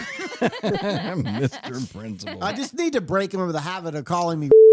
Oh, and I you did it did myself, it. didn't I? Hey, 157. Whoa! You did it. What is Yeah, happening? I need to break. It's a military thing. That's just 150. military guys call one another by their Well, last yeah, you name. refer to your last name. That's it. Last name, last name. I was never a fan of that. I don't do it, but I'm the anomaly in that group. I only did it because I knew. Like- I only did it because I knew I would fuck up and say it in front of the wrong person. Like I don't even know what fucking Admiral's first name is. If I actually knew what his first fucking name was, what's he gonna do to me? Well, I know he can He's gonna fucking call but I Elon expect on to you. call me. Well, now he might might doge me. Oh, You might no. have to Oh, put no. that in your 5 items of Yeah. what you did last week. I first named my admiral. Yeah. But I mean, like, I talked to the man the other day in the fucking elevator, and I was just like, "Hey, what's up, Oh man? no, How he's you doing?" cool as shit. Yeah, it's like, but I mean, now as a civilian, dude, I don't give a fuck. I'm like, all right, whatever, man. Like, you put your pants on, just like, well, You guys never act- called me by my last name. That's not cool. no, because you're ketchup or you're mustard. No. I'm Private Dick Marshall. What's wrong with you? Like, no, can't you're you mustard. say the name? You're mustard. Yeah, Heinz. ketchup, mustard. You go. Oh, through that's all right. this. Your last name. Hence, Heinz. is it- Yep, By the way, the even admiral's Tam- first name is even Tammy Dave. said it wrong. Oh, get the fuck out well, of here. we're It's gonna not. have to bleep it out You're anyway. fucking lying. His first name is fucking Dave. It's David. Yeah. Jesus, fucking Yeah, you're gonna have Christ. to bleep that out too. Just add it to Dave the never list. said- we never bags said- We are didn't say his everywhere. last name. We didn't say anything about it. We just said his first name. We just said Dave Admiral. bags are everywhere. Serious. Oh, God. My God. Somebody pop those bags and let that shit flow out. Wow. No, hey. All right, so Hateful. well, I mean, yeah. So what did you think about the episode, Dave? There's a lot of pause. I don't I know know. there's a delay, but there was a lot of pause. Yeah. You're thinking about like, oh, Well, no, it's just there were a few times where I was trying to fight feelings, but Oh, yeah. I wanted to be open and honest and appreciate that. I mean, you know, like when we was on Xbox, I mean, I felt weird about the conversation when we were talking on Xbox, and I was like, man, I think Dave thinks I'm out to fucking get him, and I really wasn't. And I really, well, I mean, it's you made it, Brad. you made I it, mean, yeah, but dude, we had a couple conversations. You made a couple of statements, and I was just like, bro, I kept trying to say, I'm not trying to get you, man. I just want to. It's not even a TED talk because, like, you'd made a comment. It's like, no, Brad, I'm gonna ask you this, that, and the other. And I was like, dude, it's not a me thing. yeah, but you don't understand the role you have played in my life on Yes. my Xbox life, which is No. when I'm not working, I'm fucking gaming, and Yes. you have become an older brother. Like Aw. you really have. I And know, I but- have no brother. I'm glad the episode played out the way it did. I think the episode played out great. I was really concerned, and I think I even made a mention to Baby Kangaroo. I was just like, man, I don't know how this fucking episode's gonna go because I think he's gonna try to like jab back at me, thinking I'm gonna jab at him, and it's not that at all. Oh, And no. nor was it, and that's the reason I was like, okay, that's why I sent you the I thing had earlier. no worries about it, by the way. I mean, I did, but I I was mean, gonna say, but I mean, I'm oh, well, fucking, thank you, Taylor. I'm a I had no retard. worries. I had no worries because I know, Dave, I know you have struggled, and like I said on the podcast, I appreciate you coming on and being your truthful self about such a private struggle. Yeah. Because it Absolutely. unfortunately does affect so many people, and part of the reason why a lot of people don't get help is because they feel like they're alone. And if, like I Yeah. said, if Yeah. one person hears this and is like, oh shit, that's what I'm struggling with, and if he can do it and he's still struggling, maybe I can do it too. Like, if that's one thing that comes from this, then man, you've just saved a life. Like, Well, I mean, I think Well, hell yeah. I think Yeah. it's a plus too, because I mean, like Dave hasn't listened to the early episodes, but I'm like, I'm doing so Dave. So the reason I even got into podcasting is because I got a buddy of mine, I think I told you about, who does YouTube videos. It's because you think your voice sounds delicious. We know. But Actually- mine sounds way buttery and way better. So It really doesn't, go ahead. but you I'm were gonna. saying, The you were only saying? reason my voice sounds better is because of the microphone. The reason your voice sounds like shit is because you're on Bluetooth, and apparently the plug-in thing or the Bluetooth thing is not stereo, so you're coming in like ass. But I sound great because of the That's microphone. great. His You just- phone's you- not stereo, moron. you sound exactly like you Wow. do on Xbox. Actually, sounds different on here. I think he sounds just like he does on Xbox. No, because usually when I'm talking to him on Xbox, there's an echo. Well, not anymore because I finally bought the headset. So Yeah, I know. God. I just wanted to make sure you said it. That's what I was fishing for. I was like, yes, I Yeah, I would got a mic. often I got ask, him. like, Brad, how do I sound? And I got Brad him. would say, well, I hear myself, but I can get over it. It's fine. Let's play. Well, you really are a dick. You know it, Brad? Yeah, that's the reason I have a very You act few like select this is friends. brand new Yeah. information. No, it's not. It's really Yeah, not. that's Right, why I right. appreciate all of y'all, because like that way I know I can say any fucking thing, and y'all motherfuckers ain't gonna get fucking upset about shit. That's 'cause, like, why my favorite portion of the time it's just that Brad. I got to know Brad and I was Just friends with Brad was when he didn't have a fucking microphone. I was like, oh, this is the greatest person in the world. Yeah. and then Then he he started started, talking, I was and then like, he "This started talking, motherfucker." and then you were like, Oh. motherfucker. You know what? Oh, God. That really is a good point. I wonder what it was like to be on his end, just being like, this dude just give me like free shit. It was like super fucking nice. He's got to be like a 19-year-old I was fucking virgin elated. who doesn't I was like- understand what pussy is, and then all of a sudden he's like, Yeah. what the I was fuck like, is wrong "This with is you? Why? vagina?" He's baking you cookies Yeah. and all kinds of Yeah. shit, being like, Santa Claus just visited Yeah. my fucking Shit. place. I'm the little Keebler elf up there, like just doing shit, being nice, and everybody loves me. And then all of a sudden he's like, I was could like, you? And Dave said it many a times. It's like, can you go back to not having a headset? And then you start talking, and you're the devil. I did say kind that. of a I dick. did, yeah. Like, motherfucker, you can take me off your friends list. my- Fuck you. And then he was like, well, maybe I can do it. Yeah, you definitely threatened that too, yeah. And then I grew on He him was like a my fungus. Diablo Santa Claus. I was Oh, like, hang what on the there. fuck? I'm Hang on, Leonard. though. Hang on, though. What was it when you first started Diablo 4, though? You would purposely leave the clan. Oh my God. He was probably drunk Oh then. no, I got kicked. I got kicked because I You kept did not changing get kicked. Brad you the, fucking left. Brad I've never didn't- kicked Brad anybody. never- You he- left. He I may have left one demoted time. you. I He left may have. one time. You left twice. You were And drunk. he You demoted don't me, and remember. that's when I left. Tell that in your fucking Oh, that's support. what it Fuck that, was. I'm leaving. You demoted him, and then he left. Yeah, I That's what it demoted him was. for sure. Yeah, because I kept changing the daily message, and Brad was like, "Motherfucker, stop! I Stop demoted him. it!" And I was just like, That wasn't I was why doing he things like, demoted I like you. cheese. I demoted him a Jesus, week so ago. good. I demoted him a week ago. Even now? Just a week ago. I changed the fucking daily Nope, message I'm for the officer still. Nope. the daily You message said- for the you said clan you're can only fired. the daily message of the clan can only be altered by the leader, which is me. Because he fucking did it, and he was just like, you- because what did you put something done necro? And I was like, did he fucking really do that? I was like, yeah. The daily message can Yeah. only be altered 'Cause by I the was in fucking leader, which is conversation with fucking Joey. me. Joey was like, No, yeah. "I'm going to call you that all the time now." But it was like neck, He's like, Neekro, please. and I was like, Nick Rue. it's like, bro, what? Yeah, daily message me only. Fuck all y'all.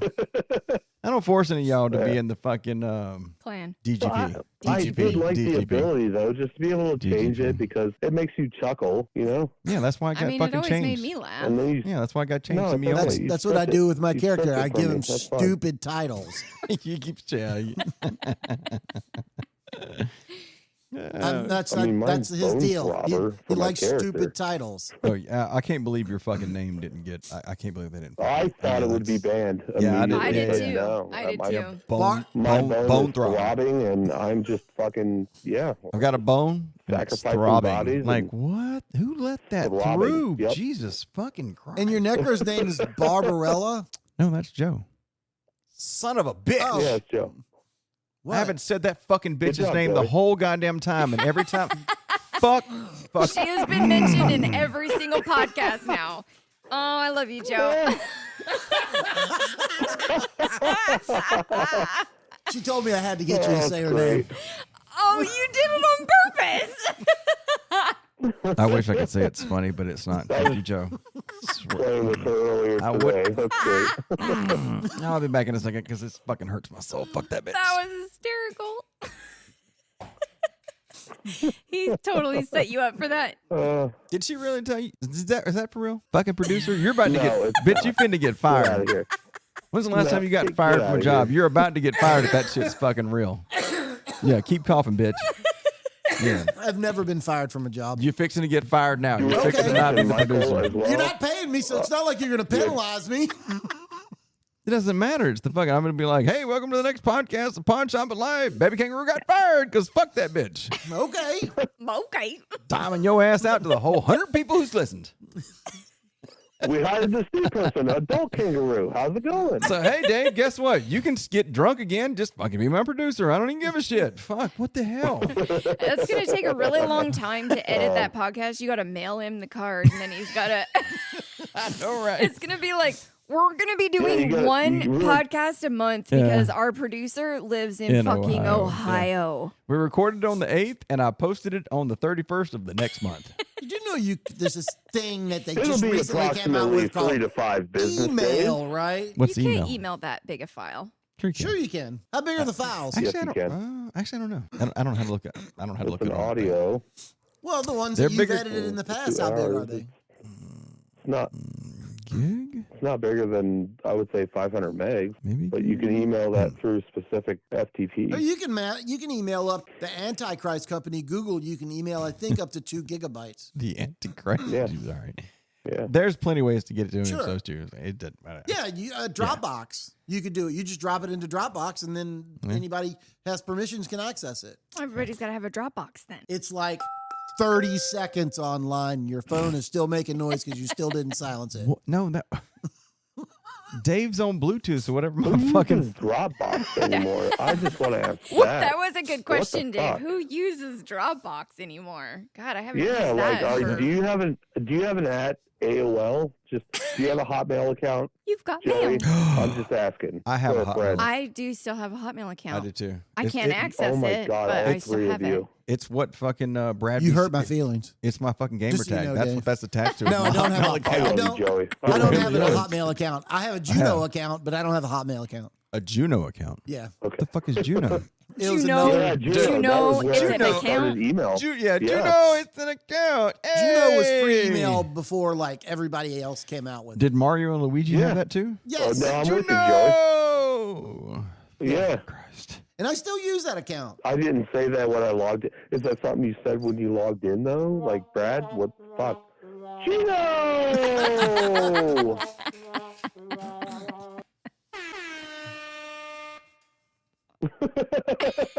I love my shit. I don't give a fuck what the fuck you say. It's too much fun. Get people together to hang out and fucking talk shit. And I get to go. He's like a rat in a cage. Squirrel. He gets Yeah, sidetracked. yeah. Now he's. Oh, 100%. It's always Brad. Always. It is always Brad. It is always me. This is housekeeping. I'd like to fluff your pillow. Could you fluff my pillow? What's your favorite cards? The Jack of Okay, no, it's like I don't know full what that priest was. mode. No. Yeah, where were you going with that? We'll go ahead and step out of that. I feel like that What just the started. fuck? Tommy boy. I Tommy feel- boy? Oh, God. He didn't say what was I've your only seen that movie favorite once, and I card. don't wanna- Housekeeping? He said that on there. I know he said housekeeping, but he didn't say what's your favorite card. Isn't that guy dead now? The fat guy? Yeah. Yeah. He's been dead. He said all kind of weird shit. Actually, I guess it wasn't the fat guy. The fat guy was in the fucking hotel room, and it was the other guy. David Spade. Yeah. Call a spade, bitch. Ooh, Fat that sounded guy racist. and a Little little Chris coat. Farley. That part was kind of funny. Chris Farley. Yeah. Chris Farley, that's it. Yeah, that's the fat guy. Chris Yeah. Farley was Yeah. fucking great. Yeah, you know he That's how fucking I died did. from? His I'm heart living exploded. in a van Yep. down by the river. See, that's what he sounded like because he was on fucking coke. Way to go. Dave gave up fucking Yeah. alcohol for Oh. coke, and now that's Oh. what he fucking sounds like. Jesus fucking. Oh, Funny. housekeeping. One of my favorite comedian jokes. That's the fattest crackhead I've ever seen. Gonna fluff your pillow. He was the fattest cokehead ever, though. I mean, Chris Farley Yeah, is that's your not what you favorite comedian. associate with crackheads or cokeheads as being, I mean, how much did he have to eat Yeah. to stay that weight No, with all the the coke he was bony. doing? Oh, shit, that's a really good point. Like 12, 15,000 calories a day. He was Jesus. fucking Michael Phelps. Fucking A. Oh, my God. All right. Favorite. All right, we're going to do a round table. Tammy, favorite comedian. Nate That's a good answer. Bargatze. That's who? Nate Bargatze. No idea. David Kangaroo? Nate is so good. I can only have one. He's a Hence the favorite. It's not like a. It's not Just like the, a. the Ron one, White. Okay. Really, Dave? What you got? Tom Segura. Who? Tom Segura. All right. Dave Chappelle. How do you not know? What? Are you serious? Tom Segura? Dude, I have no idea. I wish you would have actually listened to the other episodes before you actually Lord. came on here because you would have heard many episodes where there's somebody. I'm just Oh, like, there dude, you have- go again. Bleep it. Son of a bitch. AKA baby kangaroo. I got it. Minute 50-ish. Minute 55, 57, Hour 50. 211, 212. I also Tom used to Segura. really like Mitch That's Hedberg, but he's dead. Mitch Hedberg was the one-line fucking marshal. He was so damn good at it. Yeah, I don't know any of these people. What do y'all have against Dave Oh Chappelle? my god! I like you Dave you Chappelle. don't I think he's appreciate good hysterically comedy, so it's okay. Juicy yeah, Smollier. Brad doesn't know good comedy. He that's doesn't like. He doesn't like Nate Bargatze. I fucking love Nate all. Nate is Bargatze. so his delivery is Is so perfect. Spot on, right? And Everything. it's hysterical. It's so funny and it's so Yeah. relatable. That you're And he's just a like, clean comedian, so I can enjoy Nate with Mom. yes. You know, there's only so many comedians. Oh, A very no. small handful. No, I do not like Nate. And that's how I met Jim Bargatze. Gaffigan Yeah. in person. Jim Gaffigan is hysterical. I love Jim Gaffigan. Yeah, Jim he came Gaffigan to was- Ohio, and I was going to say for my birthday, Mom had bought both me and her tickets to go see him. And then as we were leaving after the show, because he was actually recording his special, Jeannie had come out, his wife had come out and told us, hey, we're actually recording for Netflix, just a heads up. You know, it's like, Oh, that's so it was cool. amazing. But we had left, and on our way out, we were just hearing a little bit of clamoring on the side, and looked around the corner and found out that he's going to leave this backstage door. And there were like 5 people there. That was it. So Mom was like, yeah, let's go over there and just stand there and see if it happens. I have a picture of Jim Gaffigan with his hand around me, and that's all thanks to that. That Yeah. is so awesome because Jim Gaffigan is hysterical. Hot pockets. I think Jim Oh, I Gaffigan was, love him. Jim I Gaffigan love was him. funny like the first 2 years, and then he never came up with anything really new. No, he was still And even I- like his newest one was hysterical. No, it was okay. And I do not like Nate. Bargatze. Or I don't like him at Okay, all. I'm gonna tell you one of my so that's, He's boring. favorite comedians who nobody really thinks about him as being a comedian. He's Richard Pryor. damn funny. No, he was funny as shit though. He was say. funny. Joe Rogan. Oh, yeah, just okay. Joe Rogan's comedy is, it's actually good. It's yeah. very offensive.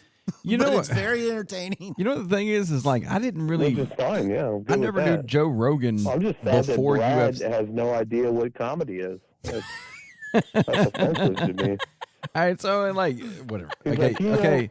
Like I said, look, there's a Do you different. even no, know who Eddie Murphy is, Brad? there's a different. neighborhood, There's a like- different dynamic here about when it comes to fucking taste because you three fucking I mean, you you went three straight fucking to people Richard are Pryor, fucking though. all Richard Pryor's fucking great, Red Fox is great. Correct, Dave correct. Chappelle is great. Fucking Eddie Murphy was great back in his red jacket fucking days, in his Michael Jackson jacket. He can't go do stand-up fucking no more. I thought you were going to say Cat get that. Williams. Cat Williams is funny as shit. I don't think he has some funny points, but his voice is somewhat. It's his part of his trademark. I know, but it's somewhat like it's hard to listen to because his voice is like almost like nails on a chalkboard. But when he makes a joke, it's like, okay, A that was nasally kind of... Jewish white guy. Yeah, that's why. Well, he is I nasally, mean, but seriously, he's it's the not whitest Jewish voice I've nor a ever white heard guy. out of a black man. I'm just saying. And y'all, But I love Cat Williams. But, no, it's So funny. what you're It's funny. saying You is can you kind of just tell don't- how we all grew up. Like you could tell you people grew up with fucking white folks Oh, that and has privilege. nothing to do with And it. privilege. You people. Yeah, Whoa. you people. You people grew up with Colin, fucking you privilege and money. people. Hey, you want to be ginger, motherfucker? Have you looked in the mirror lately? There's a hint of red in my beard. My hair is blonde as fuck. Ginger. Oh, Ginger. really? He's not Wow. a ginger. Ginger. He's not. A Say it again.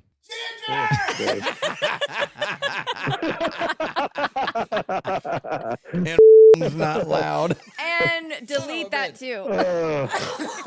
And now he's going to cough 20 times after that good solid Seriously. scream right there. You still can't Yep. say that. Baby kangaroo. Okay, when you come over next time, we're getting name tags.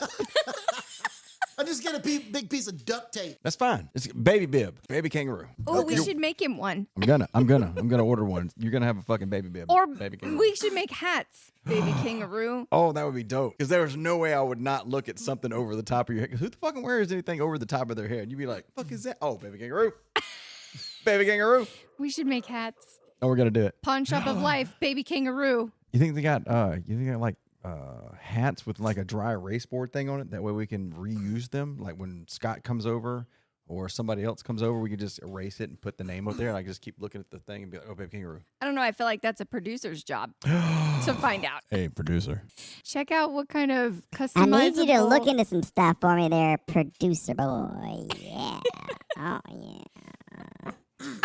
That Get into sounds that kind of shit, creepy. bitch. You already bought a goddamn push to talk, right? I did. Yes. Get daddy some hats with some dry erase board, Why baby. would you sexualize that exact filter?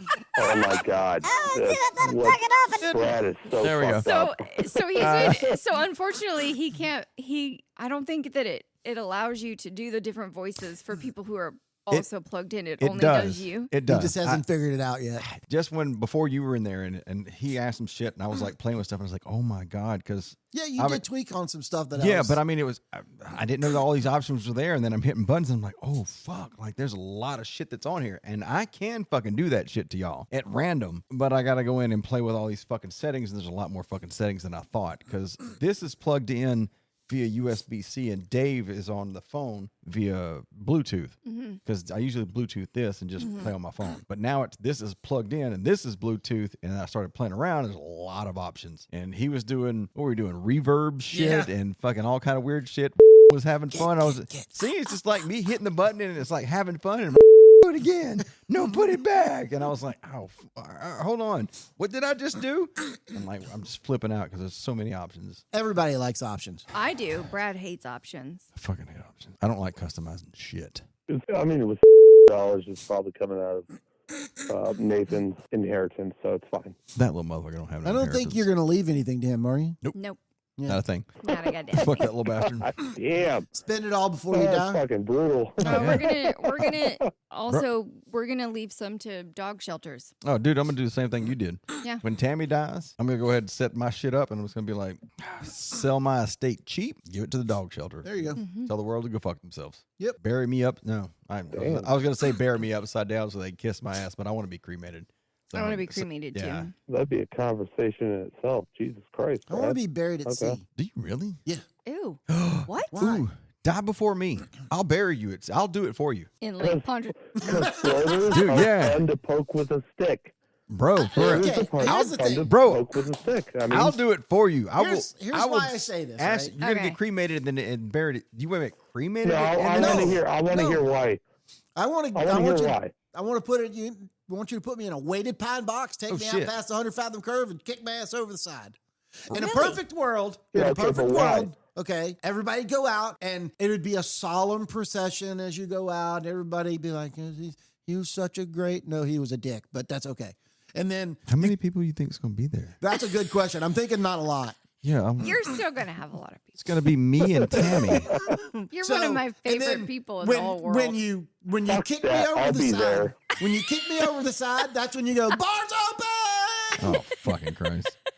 Great. Dave said he'll be there. It's going to be the first time I'm going to ever meet Dave. He's gonna say bars open, and we're gonna be like, Dave, calm down. It's like a New Orleans thing, right? Are you- overboard? Like, oh, okay, nice to meet you, Brad. Tammy, nice to see you face to face. Are you kidding me? I'm going to push Dave over with him and be I'm like, saying, Dave, if can you you can swim? hold off Bye, for a sec. bitch. He can't. Yeah, I'm gonna go ahead and kick this right off the edge here. It's like a New Orleans funeral. God. Then you're going to the funeral. I mean, when you're going to the cemetery, They it's a have very somber And they have the procession. band. and- You want the band? Do you want the guys playing Yeah, the you music? can play a dirge, Yeah. whatever. Yeah, He you know? wants the calm We before the didn't storm. even get into that. And then the minute that Calm the down. funeral Y'all is didn't ask me over, questions. you second line back home.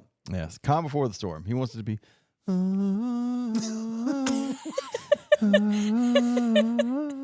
And then all of a sudden, hey, we're there. What's up, Dad? And we put his ass in those. Again. And again, you're gonna have to bleep that out in the middle of your. Son of a bitch. Yeah, I'm you just said, you said it again. God damn it.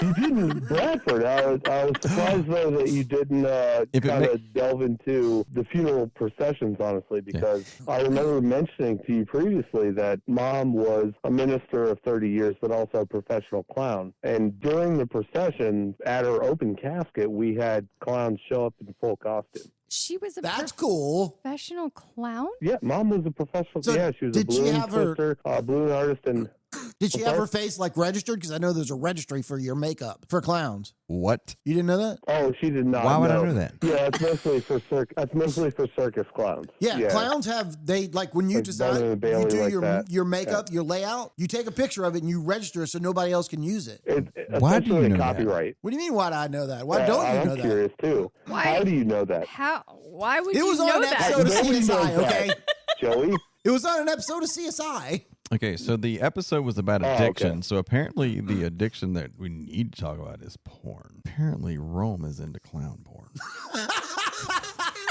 I'm into a lot of things. That's He's not like- one of them. He's like, this is the face I want to see. There it Yeah. is. There it is. There it is. Yeah, he's like, Bentley, he's get her like, toes. Get her toes, Bentley. he's Get into it. the feet thing too, and he's like, your shoes aren't big enough. Nope, your shoes aren't big enough. I need to be at least 24 inches before I start getting hard on. Yep. Yeah. Oh yeah, your feet are big enough. There it is, girl. Yeah. There it is. There it is. Yeah, girl. Yeah, put them shoes on. God, man, we go the darkest hi- places in No happy high hour. heels, Those just- conversations just went straight to like fucking clown porn. Like, Jesus Yeah. Christ. Just make it right. Oh God. Brad's Why having a so moment. serious? See, This is us, Dave. This it is gets everyone. Yeah, it gets dangerous on these fucking things. Everyone, this is how it is. Absolutely. The fucking happy hour is the fucking worst. Full disclosure, we've been drinking the whole goddamn time. Yeah, you need to listen to the Drunken Except for Dave. Podcast. I need to go back and Yeah. listen to it. I've gotten so many people that I know that I forget how many. I forget the stats on it, whatever. But everybody that I know that's listened to it is just like, you guys are fucking stupid.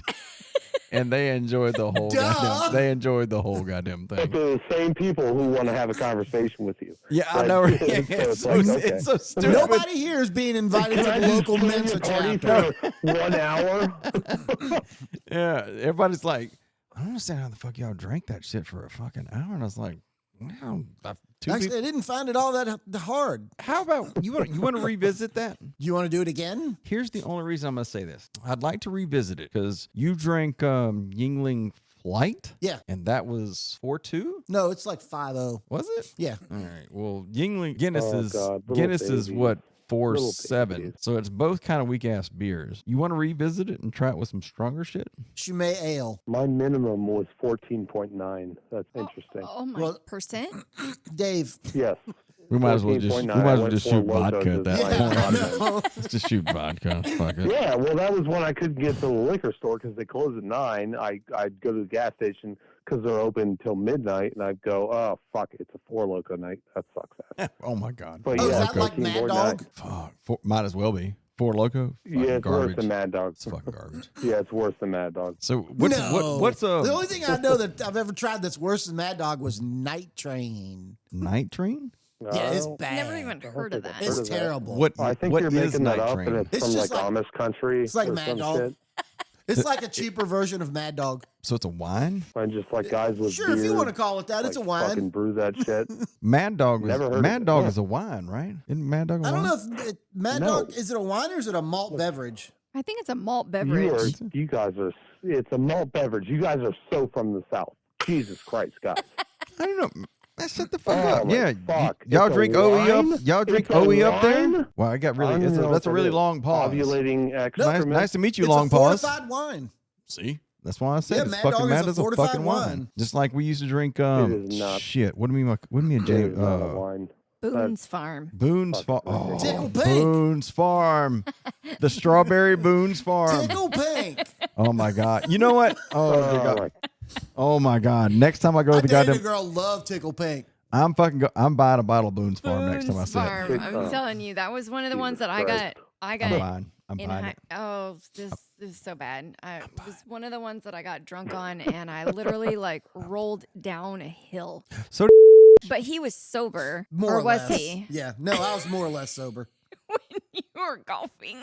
More or less. All right, there we go. I mean, we was only like the third hole, so we couldn't. Yeah, I couldn't have been that drunk yet. Oh, that's true.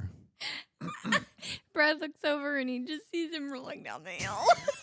I'm gonna go look for my ball. All right, bro. I'm gonna tee off real quick. Oh, why are you rolling down the hill? I tripped. You're telling me you tripped whilst you're rolling down the hill. I stepped in a hole. They It's a good hadn't- thing you didn't fracture your leg. You're right. It's a damn good thing. You're going Um, uphill. I still stepped in a hole. You're going uphill. Whatever. God damn. It's easier to trip and fall down, roll down the hill. You was going up the hill. Whatever. It was Ooh, worth they it. got Mad Dog Blue Raspberry now. Jesus Christ. So is You're that where, stepping up in the game. Sounds so is that what we're gonna do for the next God, pow- no. Come on. No. Let's do it. I like my brain cells more than that. I've been trying to drink enough to forget 3 years of my life, and I haven't been able to achieve that yet. Yeah, well. Let's do it. Boone's Farm and Mad Dog. Oh my God. Could you imagine oh yeah. Yeah. You know what? Never mind. That's gonna not be a. Yeah. That might not be a good idea. Yeah. We'll be at home and still get arrested. Probably. I'm just saying, like, we're just gonna be like, guys, you just come on, please don't fight. It's like, all right, man. Dude, Chimay Ale. It's brewed by Trappist monks in Belgium. I don't even understand what the fuck you just said. Chimay Grand Reserve Blue. Chimay Premier Red. Dave, listen to Wow, it's kind Dave, of listen expensive. to every episode except for the drunken hour, and don't listen to the next drunken hour. I'm sitting here in the drunken hour going, oh, okay, well, y'all just asked me on the podcast, how are you doing when you're around drunken people? Fair. And I'm like, Fair. oh, well, I guess I'll experience it here soon. So it's like, Chimay's All right. 9%. That's it. That's it. That's twice what we were drinking. Well, we gotta find something. Look for something in the 6 9%. range. Huh? 6 range. I mean, you could, basic IPAs can be above 11. No, yeah. I used to drink oh my God, what was that? They're fucking, they're aggressive and Oh, way yeah. too filling. Oh no, That's the Yeah. problem. Yeah. no. I don't like IPAs to start out with. I used to drink it was a 17% IPA, and it was like $30 for a 4-pack. And I used to buy that and fucking drink it. And everyone was like, why the fuck you buy that shit? I was like, because I could drink 4 beers and be drunk, or an 18-pack and be drunk. Ish. But Yeah, that was, and you feel yeah, like 'cause you're I was like, 400 pounds, though. exactly. That's You're right. And I was like, yeah, I it's feel been, like a yeah. fucking whale. Yeah, that's why I stopped drinking beer and went to liquor, because it was just like I could drink a lot less liquor. There's a lot less calories than fucking Yeah. 12, 18, Yep. 24 pack. Well, I don't want to do that. It was prudent planning. Prudent planning for your alcoholism. Hmm. That's right. My producer's looking at shit. I'm looking at beers with 6% alcohol rating. You think we can make it with 6%? Yeah, we could do it. Think so? Yeah. Now, after we're done, because it takes about an hour for the alcohol to finish getting to maximum in your system. Yeah, cycling. So, yeah, an hour later. I mean, it's just like last time. I told you, you go in there and spoon with your dog. Little spoon. I haven't heard of any of these beers. They look like they're all like a lot of microbrews. And you know what? Thanks, Dave, because, hey, producer. Producer, It's got a ring. That's got a good ring to it. You're my producer. You got a new job title. How about some hop back pickled Santa? The fuck is that? I don't know. Hopback Brewery. That has to be a microbrew. It has to be. Oh yeah, That's some fucking Colin shit right there. Say The kind of beers he would say he has: blueberry musk winter. Yeah. Like what the fuck are you talking about, Colin? Yeah, Colin. He's He's had some weird brew. shit. He's like, no, I just got this peanut butter cupcake sprinkle fucking thing on. Yeah. What? Like, I always fucking laugh. So when I was in Florida, like me and Colin used to fucking ship each other beers locally. Like I was like, find something that's local I believe it. that's not distributed anywhere. It's like some local shit. And like we used to fucking send each other beers. Like we would pay $15 for a 6-pack and then pay $15 to ship it to each other. It was just like, well, yeah, but it was cool though. I mean, with like Colin, he can find things in the armpit of North America that you could never find. Yeah. It's like, where the fuck did you get this from? No, yeah, but I mean, like, it was just fun because, like, we didn't care about money, but I mean, it was just cool because it was just like, oh man, I got this fucking friend in fucking Wisconsin that sends me this shit, and then like, vice versa. I got this friend in Florida that sent me the only Florida beers, and it's like, it was just cool to do some shit like that. I hate that you fucking I hate that you fucking fell into alcoholism where you don't want to drink anymore because like we could have done that too, but oh god, somebody had to become an alcoholic. He also like his first. Yeah, I'm sorry. His first invite to me was, hey, it's back when I wasn't drinking heavily. It was hey, come fly here. Go ahead, see me face to face. I'm not going to be on social media. You'll never know what I look like on there. So why don't you fly out here and I'll take you on some brew runs. So because at that time we were talking about different brews. I was doing flights at different brew companies and just enjoying different things that were crafted. But yeah, he's a huge on that. He loves two things. That's it. Well, I guess Gunner. We'll say Gunner's number 3. But he loves Fords and he loves different beer. That's it. Don't bring up Gunner. Why, did something bad happen? Yeah, his dog's died. Well, yeah, we knew that. I did know if he had died. Yeah, Gunner's not. Yeah, I not didn't a good know. position. God, was it mouth cancer or something? And he's not doing good. Which might be a reason why he hasn't been on a lot. Shit. He's only been on. I mean, I looked. He wasn't on for like almost 2 weeks, and then he was on once, and then last time I looked, he was off for 3 days, and that was like a few days ago. Well, I'm just gonna text him and tell him that I love his wiener, so that might help. Okay.